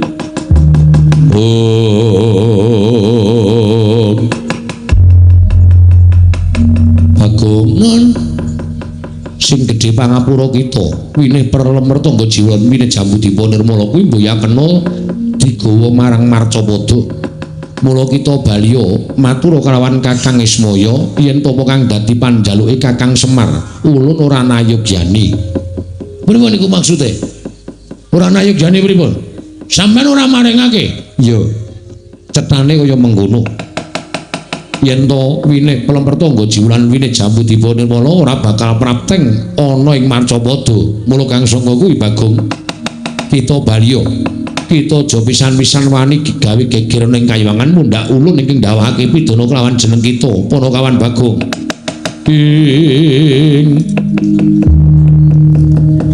Jaja muntap lir kinetap duka yayasinipe. Mitra kocak ngundarandir. Koperdamse. Iki basa apa ta iki? Iki londo nesu ngene iki. Dadi aja dipenging. Kula wis matur lho kula. Nek sampean wani gondeli winih pelem gadung ora tayah. Anu winih pelem pertangga jiwa kalau winih jambu dipa nirmala. Bagong iso nek kono teng Kahyangan. Monggo kula wis kebacut sago karo bapakne nganti kula bali ora entuk gawe. Wirang bebarang. Mau ditaruh mana muka Bagong? Nek nganti aku bali ora gawa pelem pertangga jiwa jambu dipa nirmala. Ming winih lho Bu Kulun ming rong winih mawon kula betane wangsul sampeyan ampun pelit-pelit. Dadi dewa kok pelit. Ming dijaluki titahe kok ora entuk mong sing njaluki kakangne dhewe. Kakang Rodo, monggo kula mboten melu-melu. Kula mboten tumut-tumut, melu-melu agajune tenan. Awis ngene iki tenan aku ora apa-apa pangan kabeh. Anggres muni nesu ngenten iki kula nyemelangi lho Bu Kulun. Tenan kula mboten bae-bae. Nek sampean mboten maringake pelem pertangga jiwa jambu dipunwala wujud ewine, aja takon dosa. Bagong ngamuk teng mriki obrak-abrik kayangan Suralaya legane ati.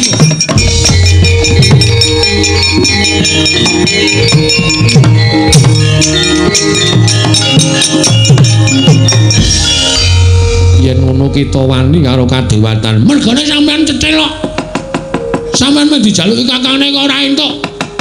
Njur ngopo nek mung perkara jambu dipunwala pertangga jiwa ora jalan ning njono ora digawe karepe piye aku lakon. Kula ora trima nek carane ngoten iki. Bagong kita wani ngoman-oman Sang Hyang Jatimurti. Kita wani ngoman-oman kelawan Sang Hyang Bathara Guru. Dina samengko kita keluputan. Kita ulun cemplungke ana ing kawah Candra Dimuka. Ora wedi. Apa iku kawah Candra Dimuka? Ngerti ora kawah Candra Dimuka ngerti ora? Kawah Candra Dimuka isine geni. Nggo ngobong wong sing dosa-dosa kuwi. Oh ya wis ra sida. Ora ngerti aku tak kira nek kolam renang. Renang ya pinter nglangi padahal. Kita bali apa ora? Ora, mboten ajeng wangsul. Yen kita ora gelem bali bakal ulun patrapi pidana. Napa pidana sampean? Kula tampa. Ning nek pidana sampean ora temomo nane Bagong kosok baline. Sampean sing kula pidana. Guntur geni guntur angin sirnakno Panakawan Bagong.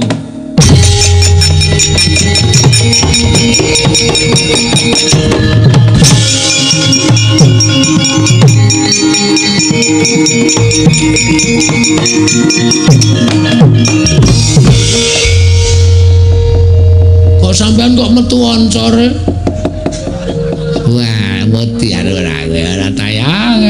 Lagu iki. Pripun, Dik? Guntur geni guntur angin namung ketingal tok mboten wantun nandilat dateng pun Panakawan Bagong. Mergi kula ngertos. Guntur geni guntur angin menika saged lebur dateng titah menawi titah menika saestu lepat. Ning nek titah menika mboten klepetan dedosan, niatipun sae. Namung merga Adi Pramesti Bathara Guru menika awel maringaken wujuding Prapertoga Jiwa Jambu dipun nirmala. Ngaten menika. Piyambakipun mboten purun mlebur dateng titah menika kala wau. Aduh Kakang Narodo kata, kula sumanggaken. Pukulun. Ini peringatan terakhir. Peringatan terakhir. Niki wau napa Pukulun? Guntur geni guntur angin. Lho, sampean wis ngetokke guntur geni guntur angin. Ateges sampean wis benar-benar tegel karo Bagong.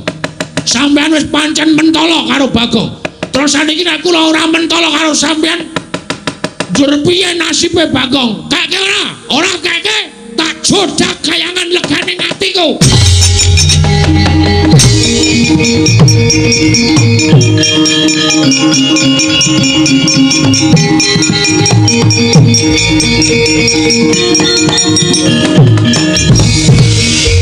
Apa? Bathara Guru mlayu kok kowe malah nang kene?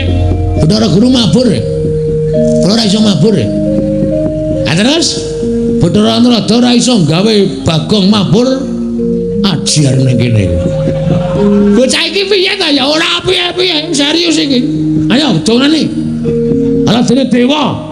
Wah, Indra piye? Kula semanggaken dulu. Kula mboten tumut-tumut. Indra ora sampe melu. Ana mundur kana? Lho, malah dawuh. Ayo guys, ya kene. Kula niki kon piye? Aku digawe iso mabur. Wah, ora gelem iso mabur tak coblos do metengmu kimpes kowe. Wah, trendele iki dewa dipaeka karo Panakawan. Wis wis. Anae japa mantraku supaya iso mabur. Nah, gua ngrentek gase ning dhuwur tak ajar kok. Ora bakal entek gase kuwi kadidayan aji-aji kok entek gase. Wis digawe, wis. Saka panguwasa ulun kita iso ngambatir kantara. Wah, matur nuwun Ibu Guru. Ya, aduh. Sepatune tak wae. Wus. Ukuran piro kuwi? Iki papat loro. Wah. Nerada sikile jebebeh. Aku men 36 kok. Kowe papat loro. Wah, wis kana gek mangkat minggat ana menapa wae ra. Wis aku ki bingung musuh kowe. Iki carane mabur kepiye? Angger kowe iki terus pangesti atimu kowe iki njejak Pratala. Del mesti munggah ngawiyat. Oh, siap.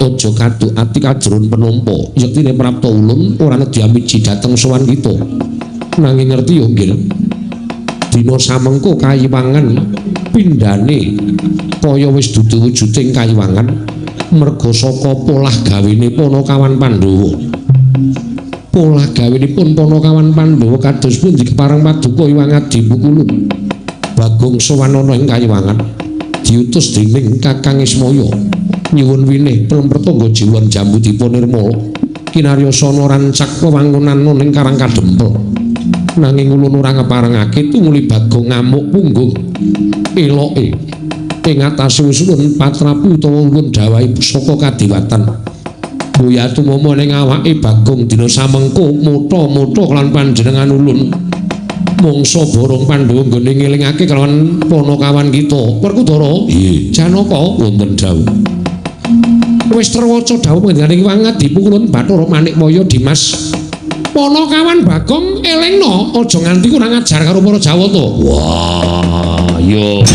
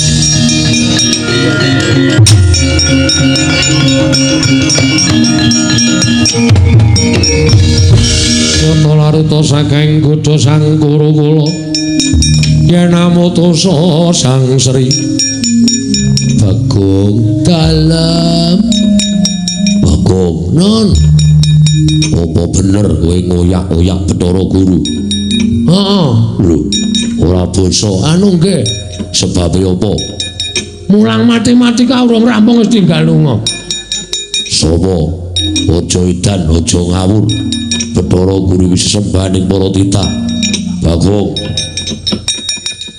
ayo dilereni nggonmu motho-motho Sang Hyang Jagatnata nuwun sewu Ndara nek Bathara Guru niku maringake winih Pelempertangga Jiwa Jambudipun Nirmala mongko sik njaluk Bapak niku kula ora apa-apa kula ora arep mamuning Bapak wis maring dawuh karo Bagong nek Bathara Guru ora menake sakarepmu Purbawasesa pasrahke karo kowe. Nah, niki kula menggunakan hak wasesa saya. Purbawasesa kula mula kula nggunakake cara supaya Bathara Guru gelem maringi Pelempertangga Jiwa Jambudipun Nirmala. Terus kowe saiki tak dawuhi supaya leren. Ora iso. Sire ora iso karepmu piye? Tetep kula ngoyak Bathara Guru. Bagong, Nun. Aku sapa? Belum. Karo awake dhewe kok lali iki piye? Mbok priksa. Priksa ndasmu. Wah, Rupendoro kurang ajar. Lah wong karo awake dhewe kok aku sapa? Lah ya aku jenenge wis lupa ingatan. Lupa. Wong edan ora kena dijak guneman sing apik-apik. Wose kowe gelem mendho apa ora? Mboten. Wose kowe gelem leren apa ora? Mboten. Bagong, Nun. Aku sapa? Wah, loro sing edan iki. Wong loro do ra eling karo awake dhewe-dhewe. Kowe gelem leren apa ora? Mboten pokoke Bathara Guru mana? Bathara Guru pundi? Kula ajeng kepengin njaluk Pelempertangga Jiwa Jambudipun Nirmala. Nek ora gelem leren gak idak mutar. Lho. Kowe lah. Kok dadi kaya ngono kowe?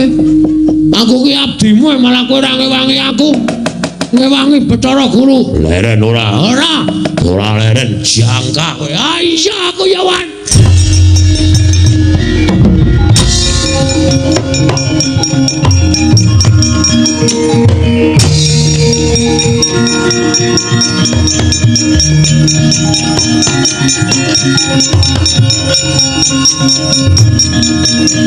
Utus.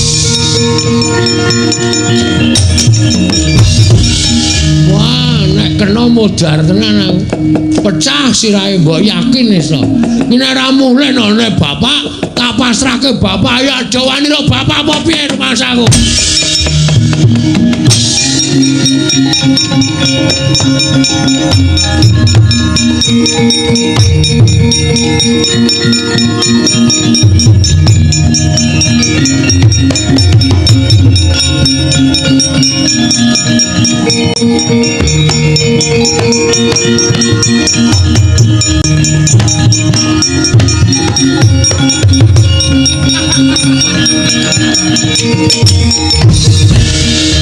Petra wong glimpangke meja Mas lho.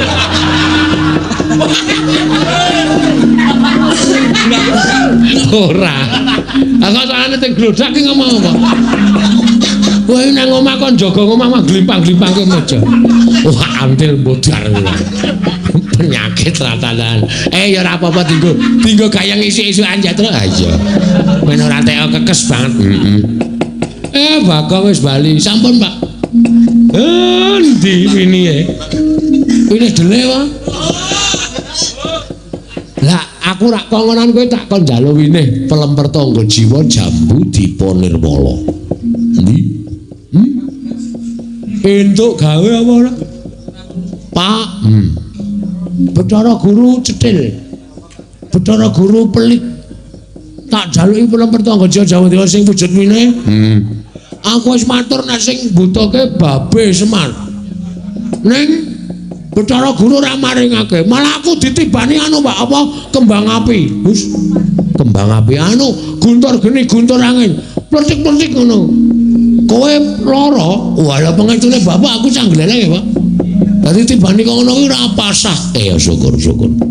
Terus Bathara Guru tak oyak. Bathara Guru mlayu mabur. Iku sik.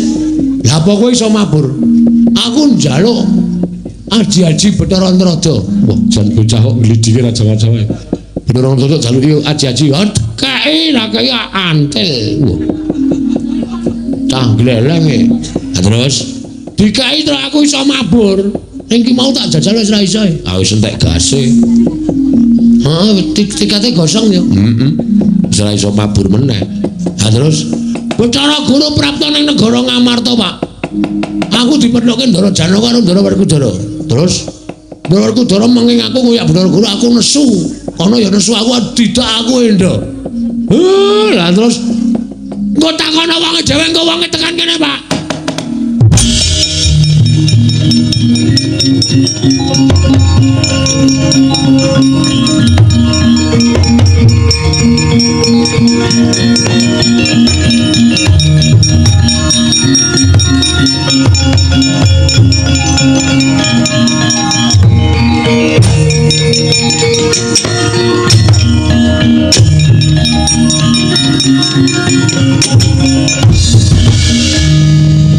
Ndara Janaka ya Semar. Ndara Werkudara ya. Kok do mlajar-mlajar ngoyak sinten? Ngoyak sapa? Ora wani ngomong. Do wedi lho Bapak. Kula niku takon kok do meneng mawon, do ngoyak sinten? Ngoyak Bagong. Terus anak kula. Iya. Ajeng dinapake? Gajul ndase. Kandhane ngeyel kono ora ngoyak-oyak Bathara Guru kok ngeyel. Dadi Bagong, kene pasrahno awak bandinge. Ambiar. Lho Kong sing wani omongan Ndara Werkudara. Rene lak wani. Lho. Ambane aku rono kadohan kowe rene. Wah, kae menungsane. Arep apa? Rene, kowe rene. Wah, kowe rene. Kowe rene tandangi. Wah, Kang Mas sampun. Sampun. Kowe iki Mbok ora cerewet ngapa to? Nek kowe doyak tenan modar tenan kowe. Bapak ngalang-alangi, Rasudi. Oh, semer sepatu. Kula sing kokonan Bagong. Pancen niat kula njajal kali Manik Maya. Kula niki wit seka dadi wujud Semar nganti tekan seprene niki durung tau ngrasake sithik mawon kanikmataning Suralaya. Lah kok kula niat pengen njaluk winih mawon lho.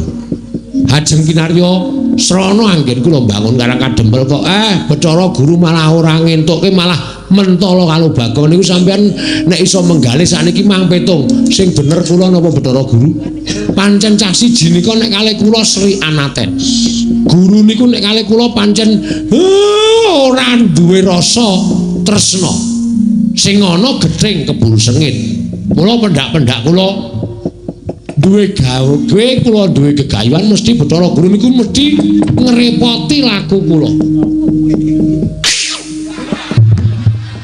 Ngopo Gong beker-beker ku. Aku Kang Supan Munyo to. Wah. Supan Munyo ya sak karepmu. Kang Supan apa-apa sak karepmu ora. Ora ono apa-apa kok mere.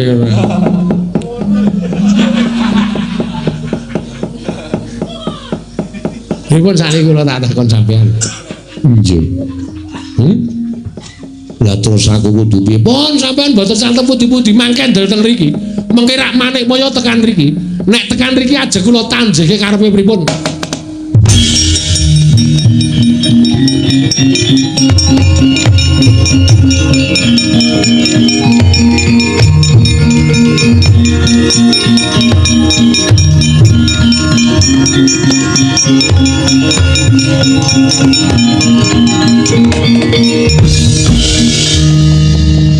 Saiki rasa caturan karo Bagong, caturan karo Semar.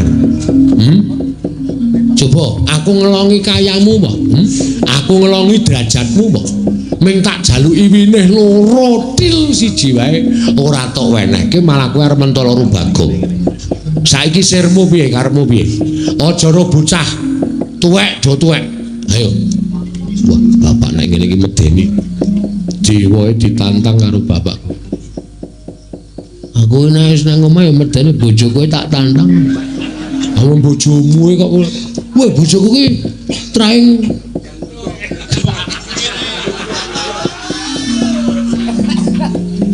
medeni lho terus bojone nek nesu. Oh, ora wani nyebut nek nonton streaming.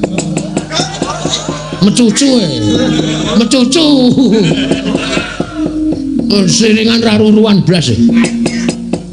Nek tak jaluki ide cukup dhewe ngono kuwi. Aku mas seneng jane wong cukup akeh juan. Ah iya. Digawe nesu wae iso cukup akeh. Ana ra tak gawe nesu ora iso cukup akeh. Ora iso dum-dum aku. Ah iya. Sirmu piye aku tak takon. Ayo, saiki mbok wenehke ora. Nek ora kowe tak tanting butuh nang kene.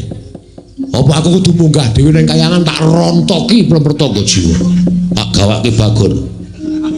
Jambu dipun ora rontoki kabeh. Kowe do ngeleh ora mangan apa-apa.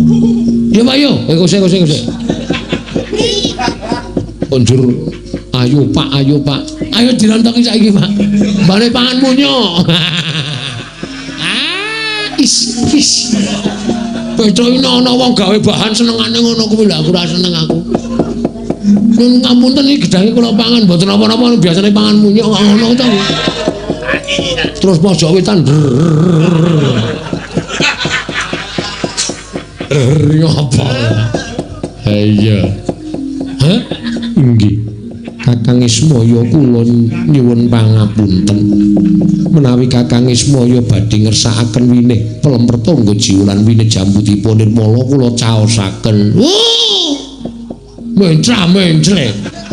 Mau dek aku nembung ra dikeke barang Semar sing ayo saiki piye tak tanteng wutuh kowe ngejak apa? Terus pucet. Pajan wis. Ya ini kok mangan gedang. Marai merinding. Iki apa to ya? Sir-sirane aku. Mangan gedhe kok sir-siran. Marai ran jenak-jenaki wong mangan aku. Oh ya ini iki anggere ana siji mangan gedang, loro mangan kacang ki rasane kaya. Ngati kaya deg-deg ser ngono lho. Ayo rasa diingetke ora. Ah weruh. Ah iya. Wis gak dijaluk kuwi pertama-pertama jauh-jauh lho. Ulun caosaken Kakang. Ngono kuwi lho. Wong aku ki dadi Kakang wis ngalah karo kowe pirang-pirang abad aku urip ning donya, kowe ning kayangan kanikmatan bondo donya, derajat pangkat tok cukup kabeh aku mung dadi kere kaya ngene wae tak trima kok mung jaluki karo Kakangne kok kaya ngono. Oh ngono kuwi lho Om. Om sapa? Om Guru. Om Guru. Adre bapak to?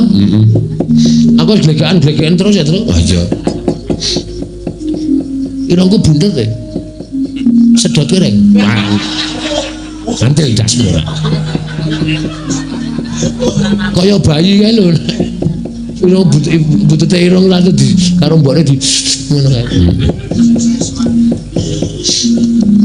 Tak Tru. Aku sentrap-sentrup ngene iki. Heeh. Ini ora golek anget-anget. Ah iya. Ayo kene. Wene.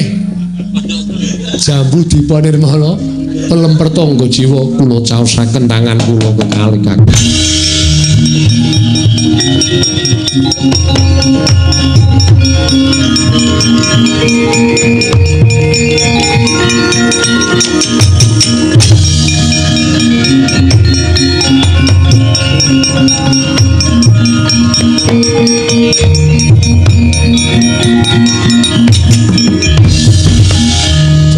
Ribut iki bentuke kaya ngapa to, Pak?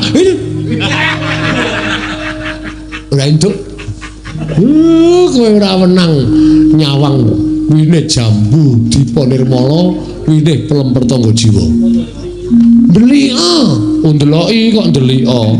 Mbok ndeloki. Wis.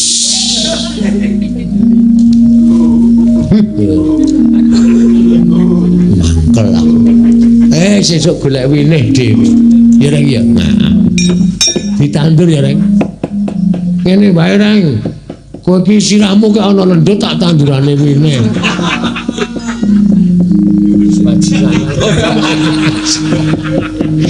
Nanti jengkel lho rasane omong wae gek ming waton ngawur le omong. Lah nek ora ngono aku wis dicintai iki mergo kuwi lho. Lah iya. Kowe lah Sinuwun Dwarawati. Iya Bagong. Iya. Wilujeng Den. Sampeyan nggih betake wine? Ora.